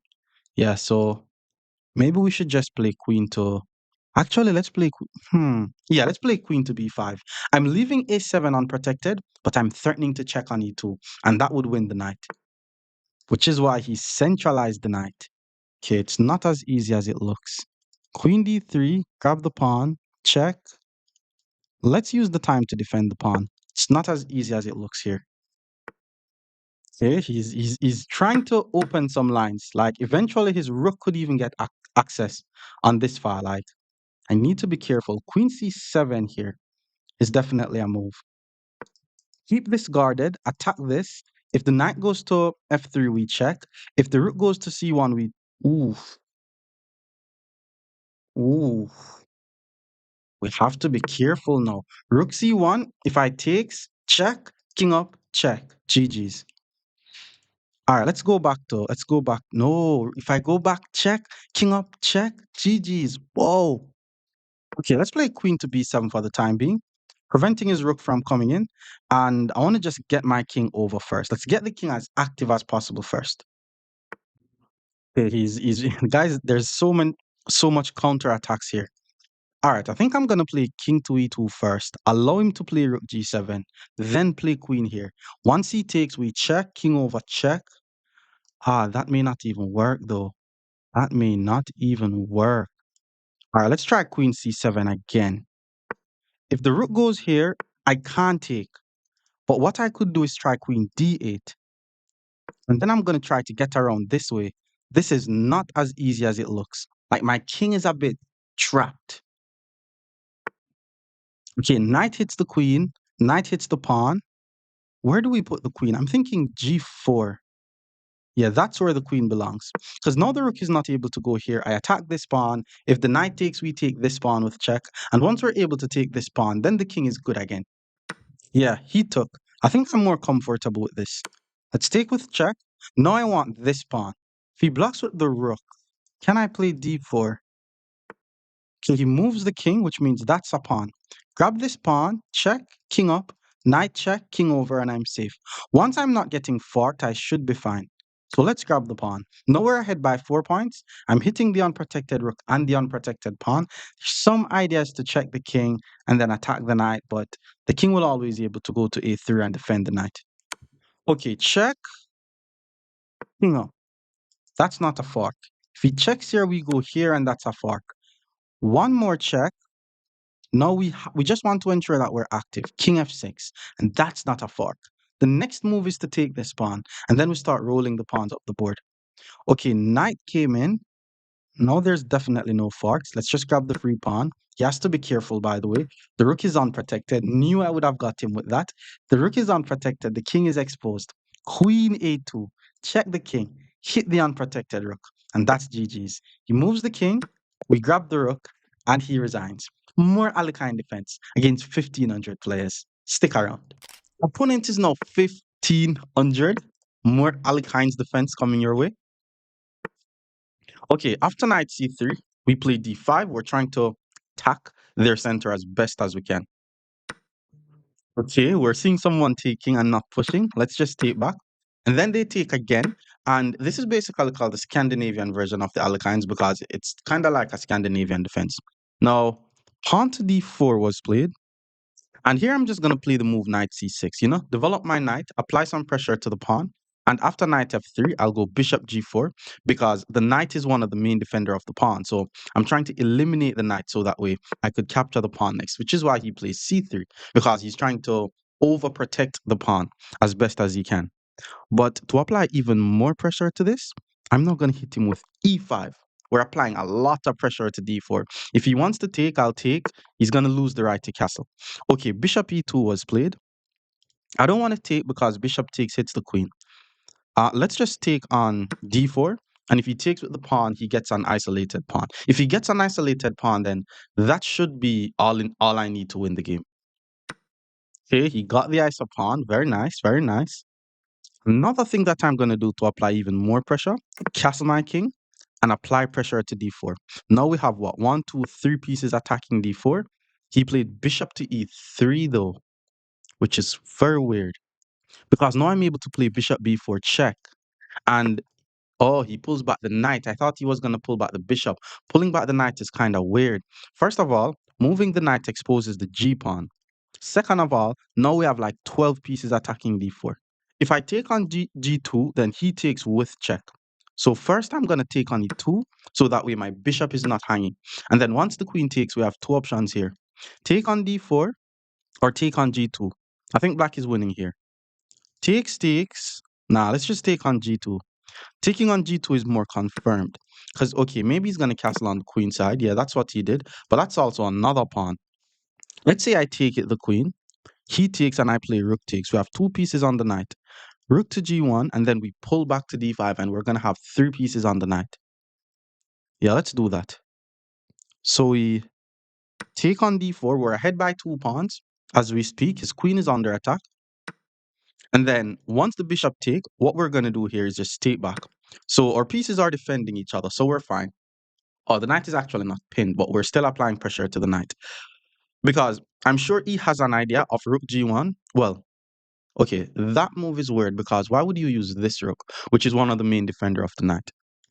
What if I just take on d2 check? Take on d2, queen takes d2. I take queen, you take queen, and I'm ahead by 2 pawns. But then I'm going to lose this. What if I just play rook takes d2 and then take the knight? If he takes my queen, I take his queen and I'm ahead by a bishop. And if I take the queen and he takes, I take with check. So rook takes knight is just completely winning. The guy also has no checks on my king. So rook takes is just GG's. Very nice. Rook takes d2 wins the game. This is also a drawback blunder, by the way, guys. The rook was already guarding the knight. Moving the rook away no longer guards the knight, so we just take the knight. He used the wrong rook. Maybe he was scared of me taking his pawn on h2. So he took. Now we take, and now I'm just playing with the extra piece. Rook takes. Now he's hitting this pawn, but I'm able to take the pawn and protect my pawn. And from here, I'm just trying to get both of my rooks on his second rank. Once 2 rooks are on the second rank, should be enough to achieve some checkmate. So even though he's attacking this, or should I be patient and push? Let's be patient and push first, and then try to get the rook on the second rank first. There's also some bishop d2 ideas in case he puts a rook on g5. h3 hits the bishop. Let's give a check. He's not able to escape with the king right now because he would be putting his king on the same line as my rook. So he still has to move his king out the way, which is what he did. And it gives us time to swing the other rook in the game. Now, I could check on e1, which just trade the rooks off the board. I think that is completely winning. There's also rook to d2, which puts both rook on the second rank, which is also completely winning. Okay, he hits the bishop. Let's not move the bishop. because the goal is to put two rooks on the second. He could check king up and then play king here because my bishop is pinned. He didn't really go for that.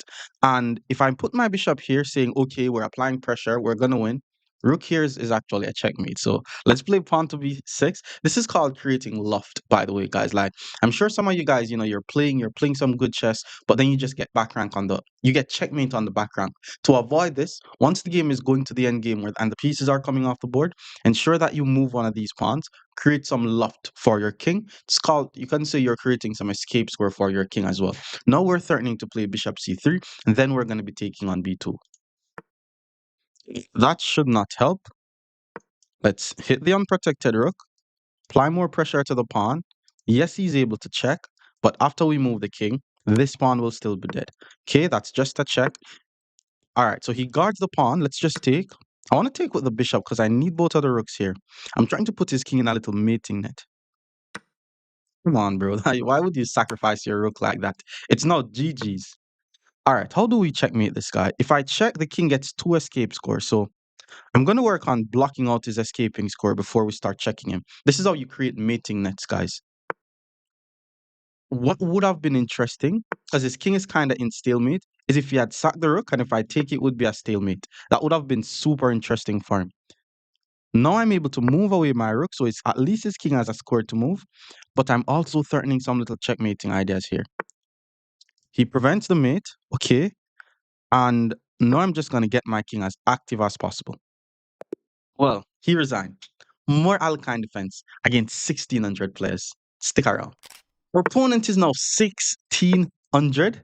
Let's play some more Alekhine's defense, breaking some opening principles, moving the same pieces 3 times in the opening.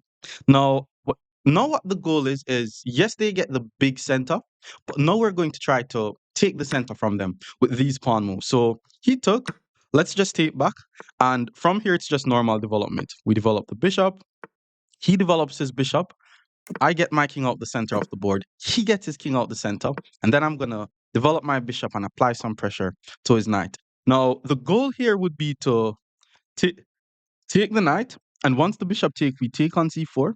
But for now, that will not work because my b7 pawn will be hanging. So I need to have my knight on the c6 square first. But I guess he thought it was working and then he played b3. So let's just continue to develop.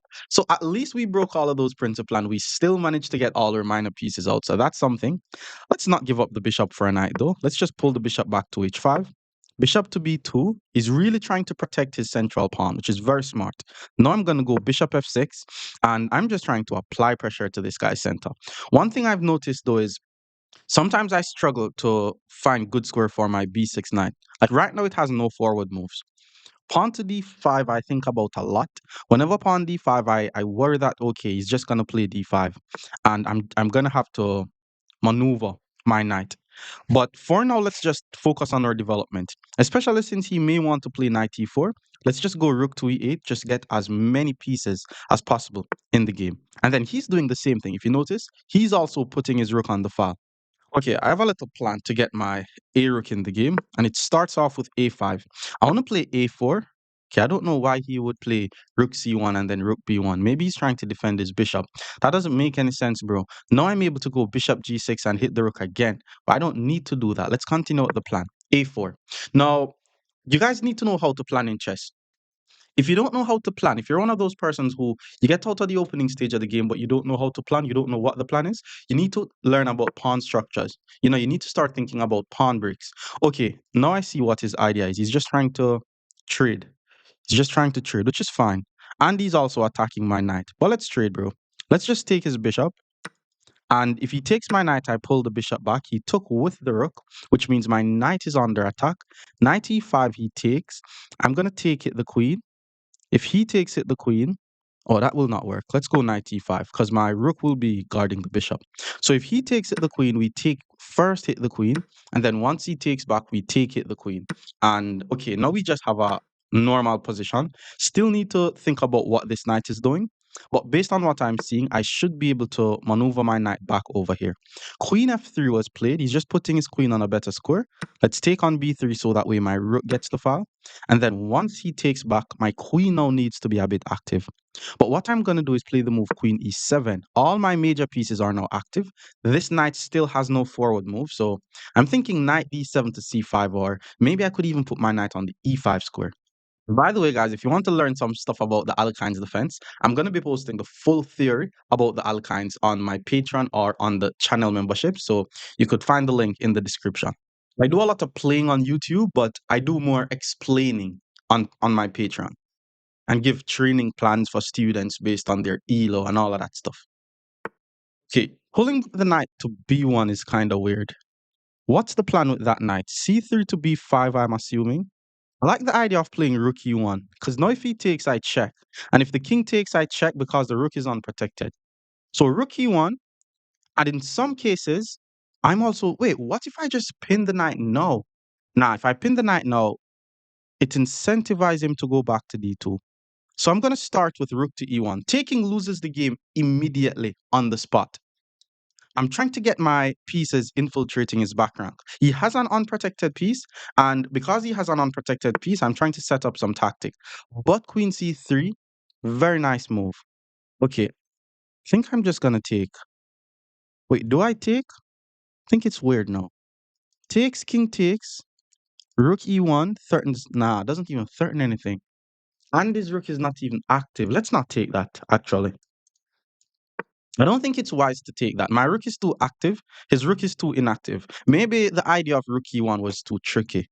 Rook a1 I also like, but maybe I should just triple up on the e file. Again, my knight is still not doing anything. So maybe I should take the time out to get that knight in the game. Now he wants his knight on the f3 square, which will be attacking my rook. So let's go knight d7. Eventually, I should be able to trade off the knights. Okay, let's just move my rook out the way. He's attacking the rook. Let's just move. That's fine. Put the rook here. Now it's either knight c5, knight f6, or knight e5. Rook back to b1 was played. He wants to go rook e1 and trade, so let's just triple up on the file. I want to make it hard for him to activate his rooks. Okay, he's still able to do it because his knight is there. Why didn't I think about that? All right, maybe I should just play. Let's go knight f6 and guard the rook. If he take, I take. He's playing very solid, by the way. Like, he's trying to keep the game less complex. Like, there's no complication here. Okay, moving the rook back off the file, though, bro. That's not. I don't think that was good. Don't think that was good at all. But let's play h6. Eventually, I'm going to need to create some loft for my king. And I think he's probably outplaying himself because maybe he doesn't even have a plan here. So let me start some little attack. Let's try knight h5 with the idea of getting the knight to f4 and then e2. I mean, now he's able to put the rook back on e1 though. At that point, I may play f5. I'm just trying to have some form of imbalances in the game. Pawn b4, now we go knight f4. So I'm threatening g2, I'm threatening e2. In some cases, I want one of my pieces on the G file to threaten some checkmates here as well. All he needs to do is move his king or the queen and he should be safe though. So he did move the queen, but he puts the queen on b2. What is guarding c4? Okay, if I take on c4, my rook is unprotected. If rook e1, we go back. And if he takes queen takes rook e1, maybe check, takes rook e1. Seems a bit risky, to be honest. Not sure if that works. Takes rook e1. Go back, rook takes, queen takes, rook e1 again. And after I check, he moves the king. I mean, let's go in it. Worst case scenario, we're defending. All I need is my extra pawn. Now we could start trading. Okay, so he did play rook e1. Knight e2 check right now. Yeah, I need to do that before I trade. I'm putting up my knight at risk though. Check, sack the rook, takes. Yeah, let's do that. Check. Once he moves the king, then we go rook e4. I mean, if I have 3 pieces guarding my knight, I should be safe, right? Ooh, the guy's gonna attack my knight with everything, even the king. Okay, right now he has 1, 2, 3 attackers. And rook to e4 means I have 1, 2, 3 defenders. So he's not able to take just yet. On the next turn, I could move my knight. Okay, this is a bit risky. This is a bit risky. What's the risk again? If If I move my knight and then he takes, queen takes, and then he's able to put a rook back on e1, it's risky. But I think I'm able to check him, like using a queen to check him on c4 should help. I think we got him, right? Rook e2. Okay, this rook is now only guarded twice. I'm attacking it 3 times through the x-ray. What if I check him here? He takes, we check him again. And if the knight takes, that's mate, which means if I check him here and he takes and I check, he has to move the king. And just like that, we win an exchange. This is called a discovered attack, guys. One of the tactics that will be mentioned in my upcoming book. Yup, he took. That's a check. Knight is not able to take due to the mate. So, oh my God, it's over because the king now has to move. And that's just a checkmate. More Alekhine's defense against 1,700 players. Stick around. Opponent is now 1,700. We're still playing some Alekhine defense. Knight c3. This is what they play when they don't want to go into the whole Alekhine idea and chase the knight around the board. But we're just going to play d5 here. And usually they are able to play e5, but knight d7 is, or pawn d4 is very strong there. Once they take, we just take back. Bishop c4 is definitely a challenging move because if we take the knight, there's queen f3, threatening some mate, and white could get a very active position here. Knight f3 was played, and now we're going to go bishop f5. Not bishop g4, by the way, because if bishop g4, there's already h3, and if we take, they get the bishop here, and if we go back, they play g4, and the bishop has to move, and then knight e5, and all of that is not worth it. So now bishop c4 is played. There's 2 pieces attacking my knight. I only have 1 defender, so I just need to defend my knight here. So let's just play e6. Eventually, I can also play c6, and I could play this exactly like it's going to be similar to the Scandinavian setup, and it's going to be similar to the Huracan defense type of setup. So he plays d3. I mean, I'm sure d4 would have been better there, but let's just focus on our king. Let's focus on our king for now. Bishop e7. I want to get the king castled. I also want to play c6 followed by knight d7. I could stay flexible. Okay, his king is out the center. Let's do the same. Let's get our king out the center. And then bishop e3 is already a weird move because he's trying to give me the bishop here. I'm not in a rush to take the bishop though because my knight is centralized. And because the knight is centralized, it's definitely good in terms of playing against his bishop. Now, a very, very interesting move that I'm seeing here is bishop to g4. And it goes against principles because why am I moving the bishop more than once in the opening when I should simply focus on developing the other pieces? Well, this is going to be a very annoying pin. And the only way for him to get out of the pin is to play h3 followed by g4. And, you know, persons don't like to play h3 followed by g4, especially when their king is castled because it's going to expose his king. But I think it's one of the best things that he could do. h3, g4, maybe knight e5 and f4. Okay, so h3 was played. Let's maintain the tension. Ooh, the king moves out the way, which means the guy really wants to play g4. So what I'm going to do is I'm going to hit him with the prophylactic f5. Why f5? Now if he moves his queen, I'm just going to take. Well, maybe that's why he moves the king to h1 because he wants the rook on the g file. But we're definitely taking and doubling up the pawn. f5 is also preventing g4.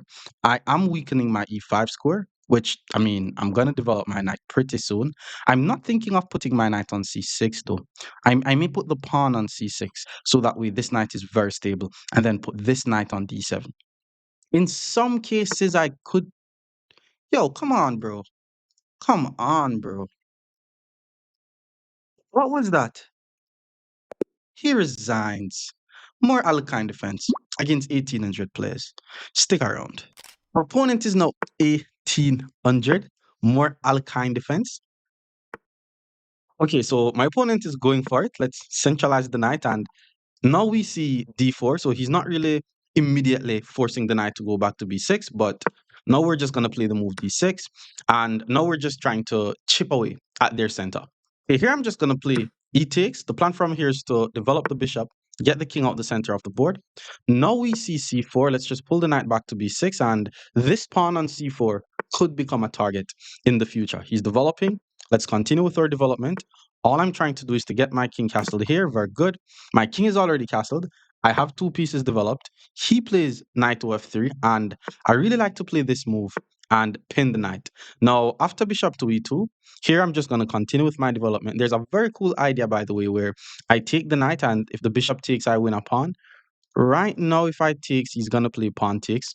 I'm assuming it's not too bad. Well, if I takes, bishop takes, and I take, then he's gonna take on b7. So let me just finish with my development first.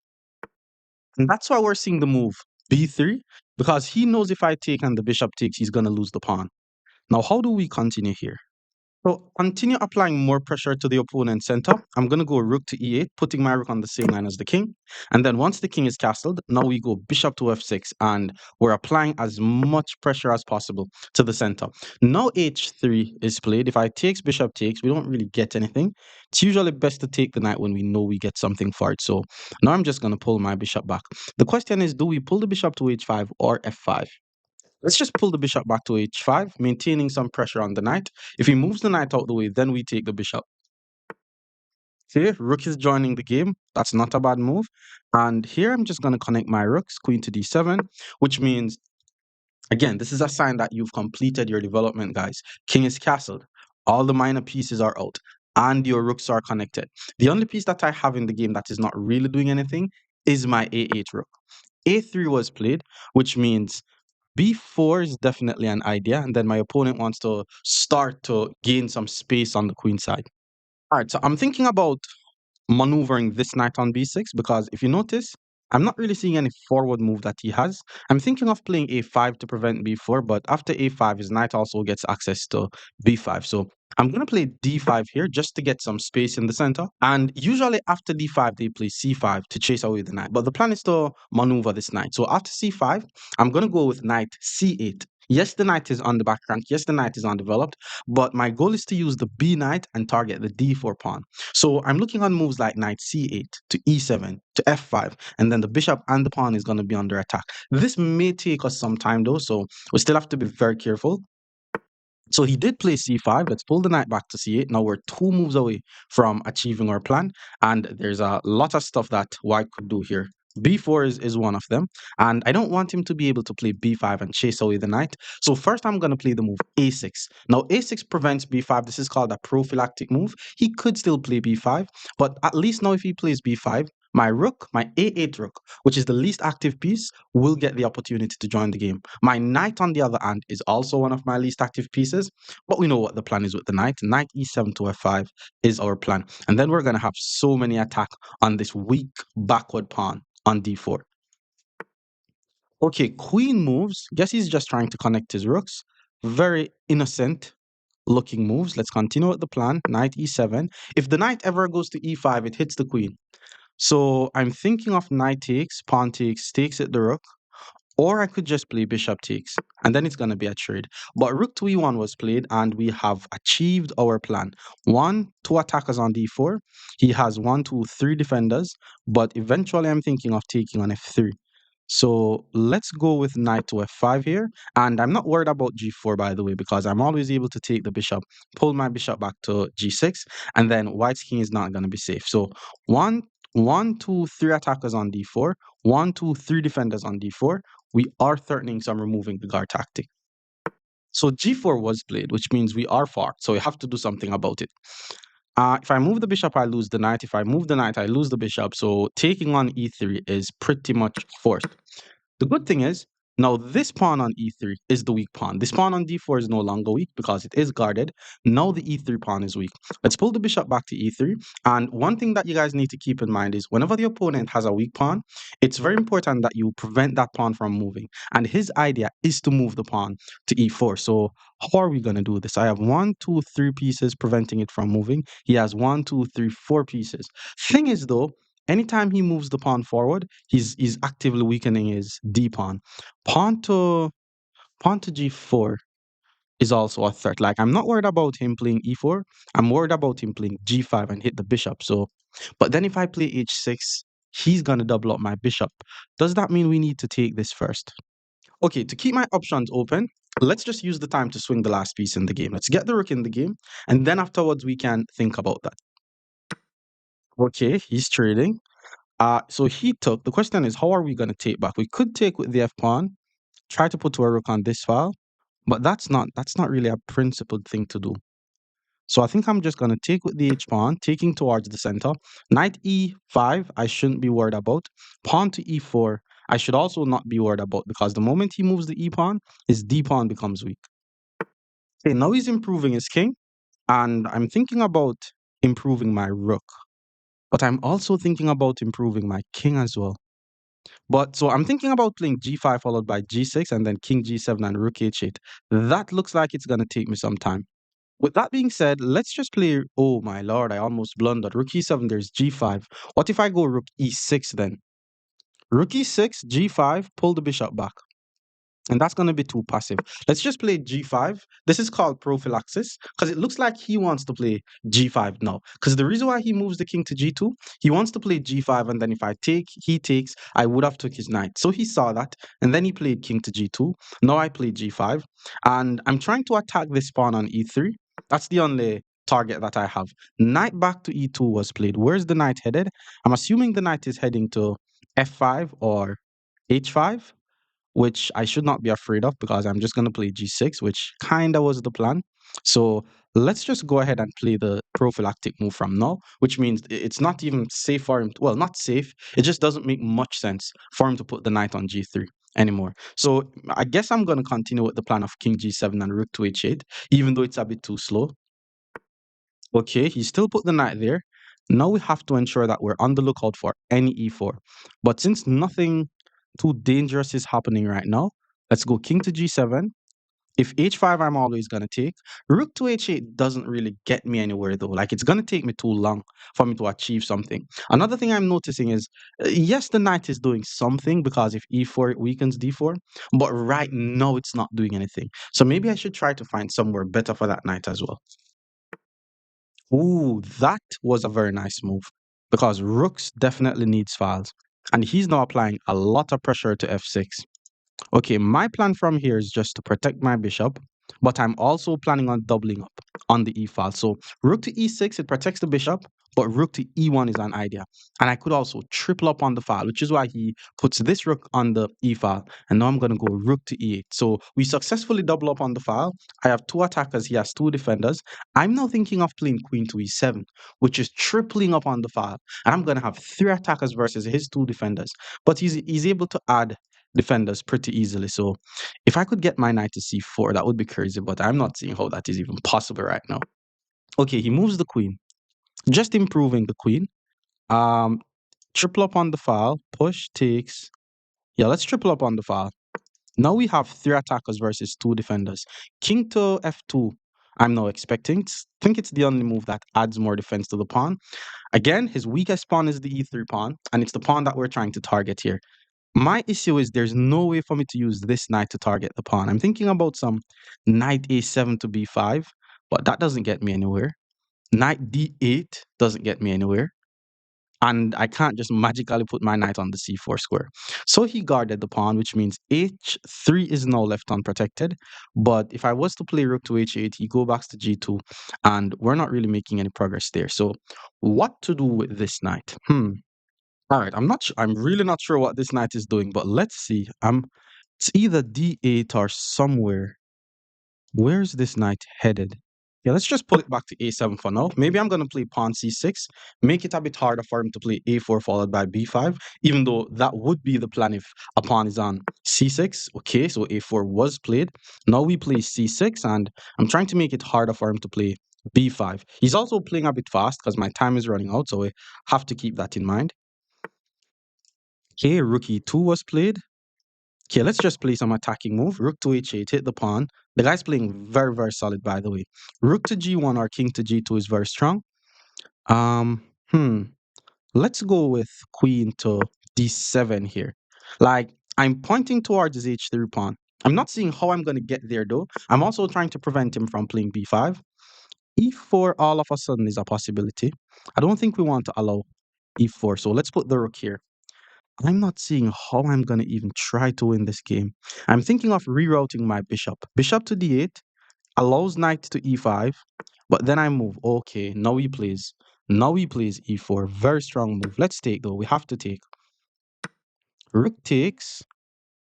Okay. How do we do this? I'm trying to make entry in his position now. Rook here takes, or takes. There's knight takes. Let's just take. Let's take first. Oh, that's very strong because it hits the bishop and the pawn. Oh, but then he plays rook takes. Maybe he should have played knight takes. Now my knight is just looking ugly on c8. Okay.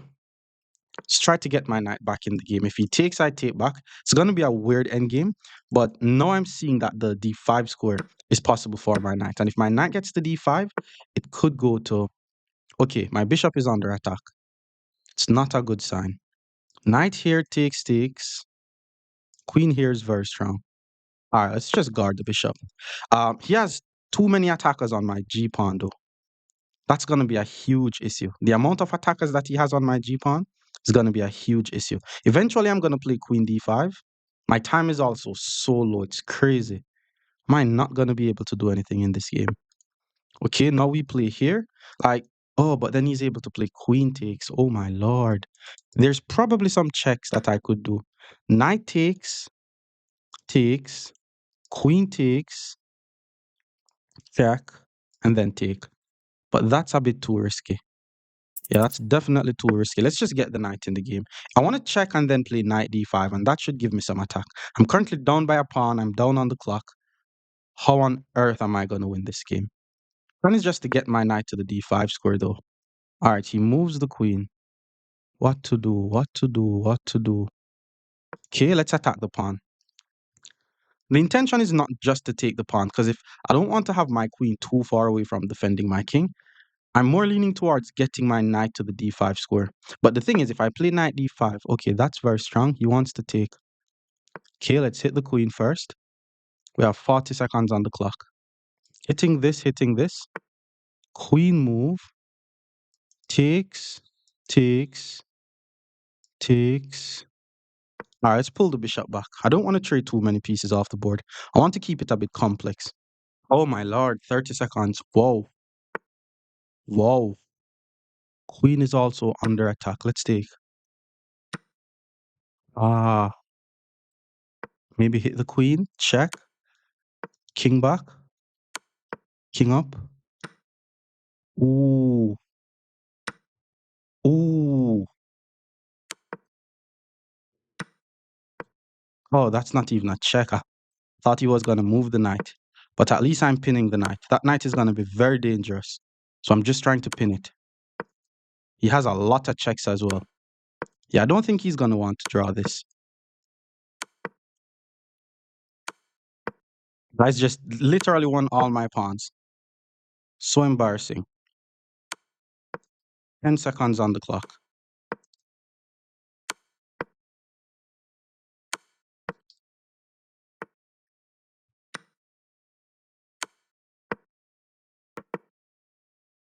Oh, that's a queen. We got him. Ouch. Ouch. Ouch. Ouch.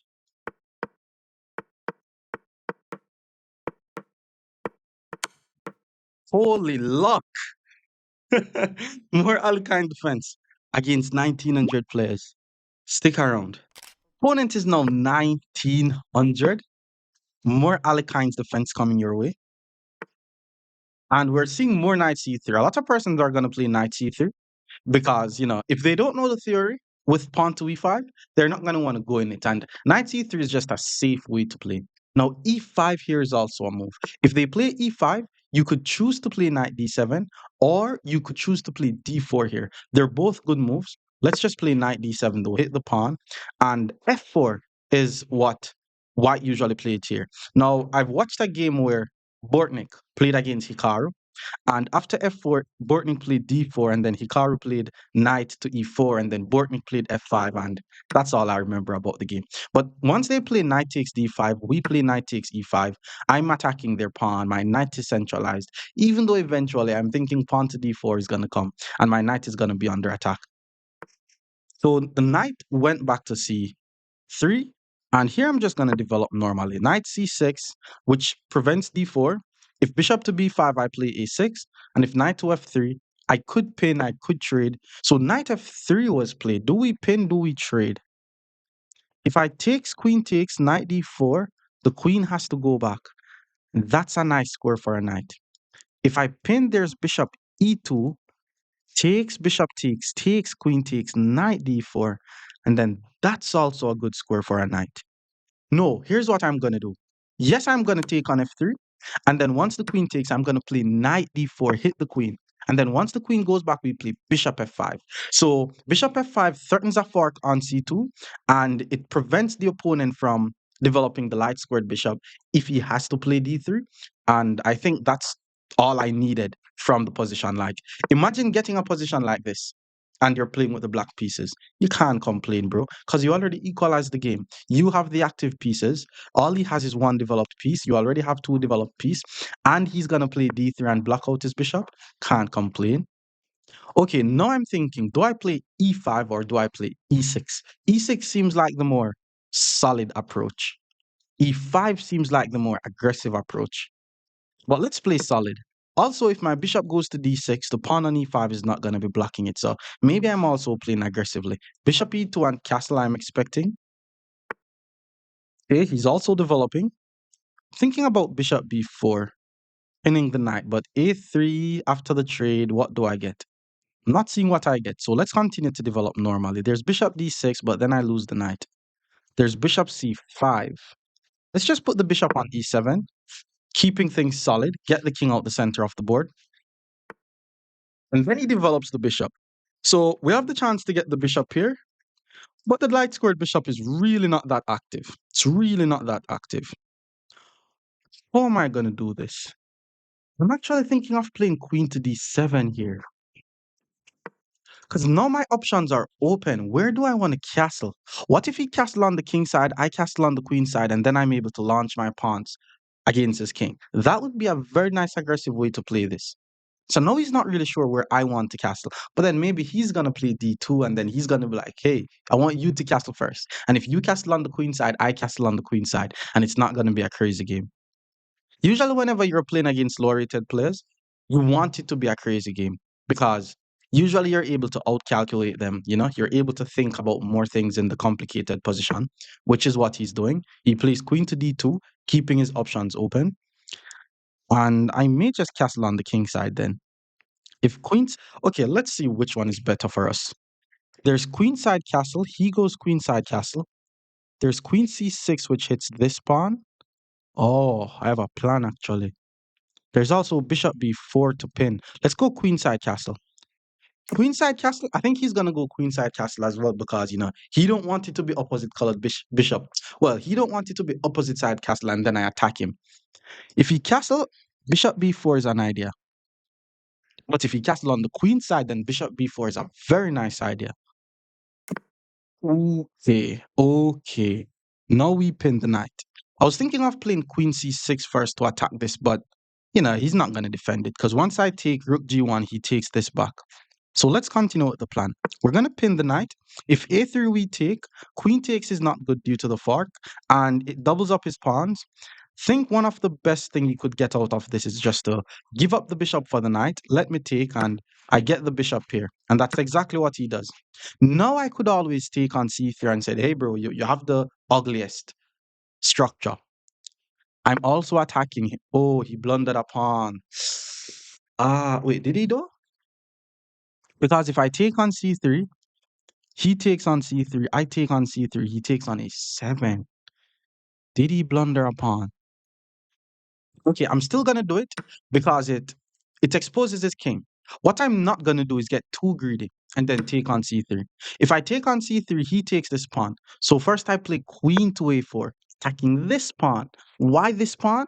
Because I'm also protecting my pawn. And if he tries to play king to b2, rook to d6, and we're bringing pieces in the attack. So even though he still tried to make it same side castle, I still have so many ways to attack his king. Okay, so the king guards the pawn. Now we play. All right, if rook d6, there's d4. I'm also trying to play rook a6. So I'm leaning towards rook to d5, so that way if d4, rook a5, and he's not able to guard the pawn. If rook d5, c4, rook to a5. So I'm going to put the rook on the d5 square. It's very important. that we play rook d5 and not rook d6 because he had. Oh no, he couldn't even play d4 because he would have lost the c pawn. So the position is just bad then. How on earth is he going to be able to defend his a2 pawn? And now that, okay, c3 was played, let's hit the pawn. He's not able to guard it. I'm expecting him to just run away with the king. Like king c1, we grab the pawn, and then king d2. But that's all we need. It's like I'm not going to try to. Yeah, now he's trying to run away. Can I make it hard for him to run though? Like if I take the pawn, there's king d2. What if I start with queen to b4?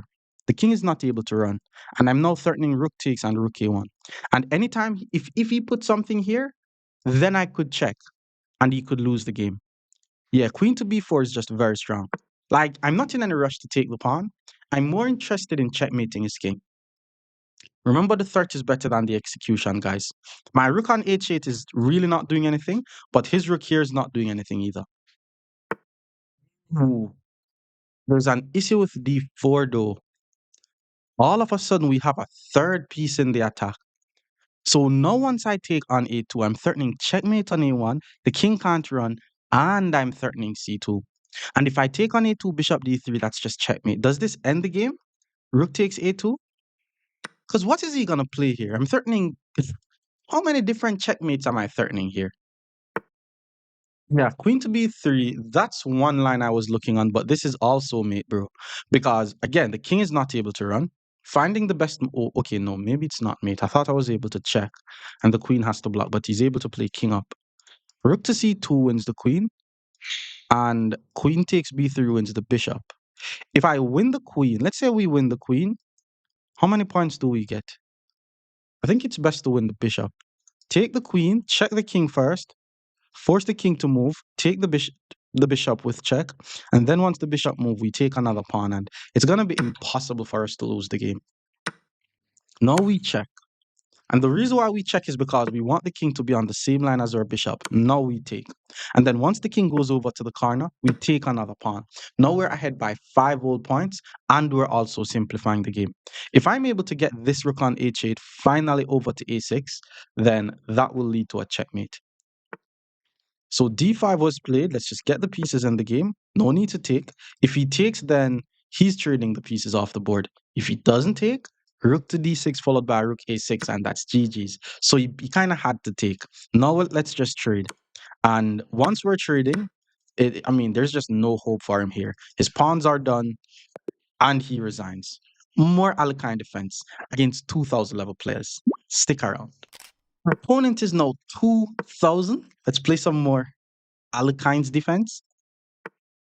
Knight c3. Okay, we saw a lot of knight c3 this video, guys. So I hope you guys know exactly what to do when knight c3 happens. Bishop c4 is the most aggressive way to play because if we take on c3, they don't take back the knight. Queen f3 first, and then they're threatening this. But yeah, taking like this has to be weird unless he's gonna play knight e2 to c3. But I'm just gonna play it like a Scandinavian now, like my queen is already out. In fact, this is called the Alekhine's defense Scandinavian variation. So I'm just playing it like a Scandi. So if you know how to play the Scandi, you know how to play the Alekhine. Knight f3, it is not bishop to g4. I mean, bishop e2 and he's fine. So let's just put the bishop on the f5 square. And I mean, d4 followed by c4 is not too bad for black. Well, for white, he still has to be careful. Funny enough, like very funny enough, because I'm targeting his pawn on c2, I'm threatening to win the pawn. Like queen e4 check, checks the king, apply more pressure to the pawn. He's not going to fall for this because literally any move he play except d4. d4 is the easiest way to fall for this. Oh my god, he played d4, guys. We're going to be winning a pawn so early. Like queen e4 check. Doesn't matter what he plays, we take on c2. And it may also force the queens off the board. That is why you have to consider your forcing moves. If it's a check, consider it. It looks weird, but consider it. I'm sure this is like a trap. It has to be one of those traps because d4, it just looks like a natural move. How is he going to block? Okay, I think I got a bit ahead of myself. Guys. It's not a trap. Once I said, how is he going to block? I noticed takes, rook takes, bishop e4, Rook takes, and then he's threatening this, he's threatening this. Maybe bishop c6 try to trap the rook. If he checks, I go king up. Okay, I think I get a bit ahead of myself. Takes, takes, bishop takes, rook over, bishop e4, rook takes c7, bishop back. With check, I go. I mean, I'm not losing.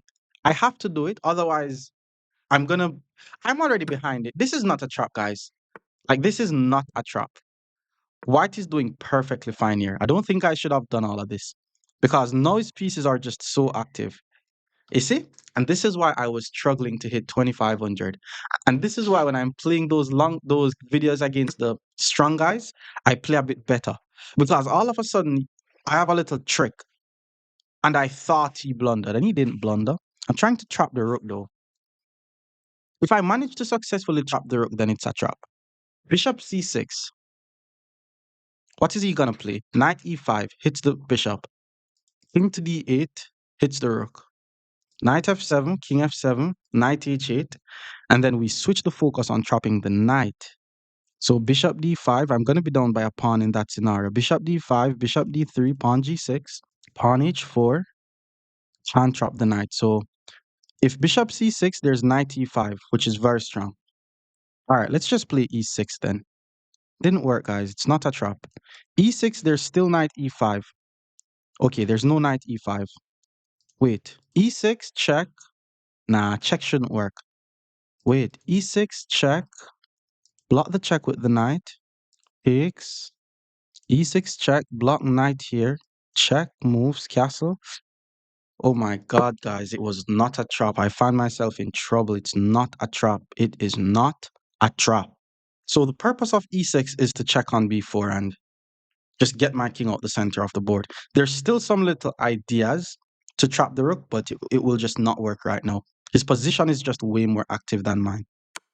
So check, we block with the knight. Now I'm trying to check. Castling the king here is just has to be a good move. Okay, the rook takes the pawn. What's the plan now? Check. Let's say he moves the king. It's very tricky because if I castle, he takes. And then after I takes, I lose the bishop. So check doesn't even work, which means my knight is just under so much pressure. Maybe I should just castle, hit the rook. Oh my god, I'm going to be down by so many pawns, guys. It was not a trap at all. Castle hit the rook, he takes this pawn. Check, maybe he blocks. All right, instead of, okay, maybe I'm going to check him just to prevent him from castling, then come back to d6. Check, bishop block, takes, knight takes, rook move. Yeah, let's do that.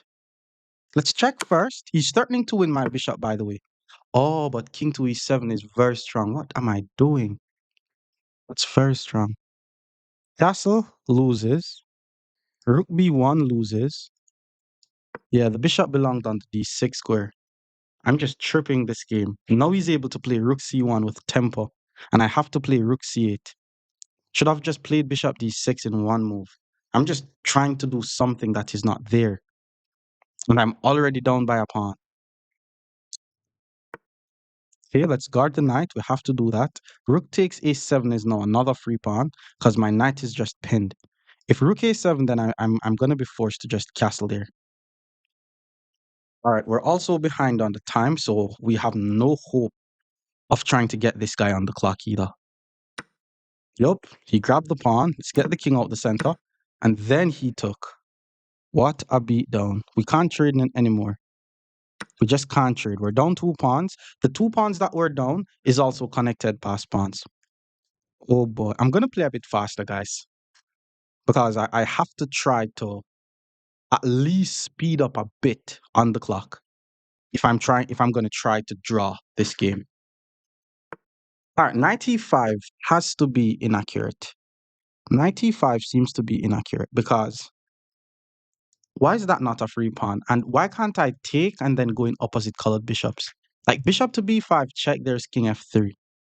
So take the knight first, grab the pawn, he trades the rooks off the board, but the connected pass pawns are gonna, those connected pass pawns, like what else is there to do though? I have to, maybe I should just take here. I'm just gonna take. Keep the bishops on the board so that way the position is complex in some way. But the opposite colored bishops could be drawn. But because he has the connected pass pawns, it's probably not even possible. So let's just grab this pawn. Yeah, let's just grab the pawn without going in the opposite colored bishops. Because if I take stakes, his bishop is also very active. Oh no, my lord, take stakes and then I lose another pawn. My brain is just not here today. It's just not here. Oh my lord. So he took, I take. If rook takes, I takes. If knight takes. Okay, if knight takes, then I take on h2. But still, it's just weird. It's like, I don't like when this happens to me. Because then I second guess every little decision I make. There's some rook c2 check ideas, but for not, ooh, back rank isn't as weak. But if he takes, I have to take. And at least I'm gonna have a pass pawn to try roll up the board. Have a look on the time situation, guys. The only way I could win this game is if I play fast enough, get him in time pressure, and he make a mistake. Usually that's not the case. I'm always saying play good moves, play good moves. The opponent will burn the time. But I didn't play good moves in the opening. So because I didn't play good moves in the opening, how else am I gonna win? Okay, he moves the king, which means this check don't work. He didn't grab this. F6 I like now. Because F6 I could grab this. Remember, we have to be a bit fast. F6. Now is not the time to check if I'm making a mistake. So F6 hits the knight.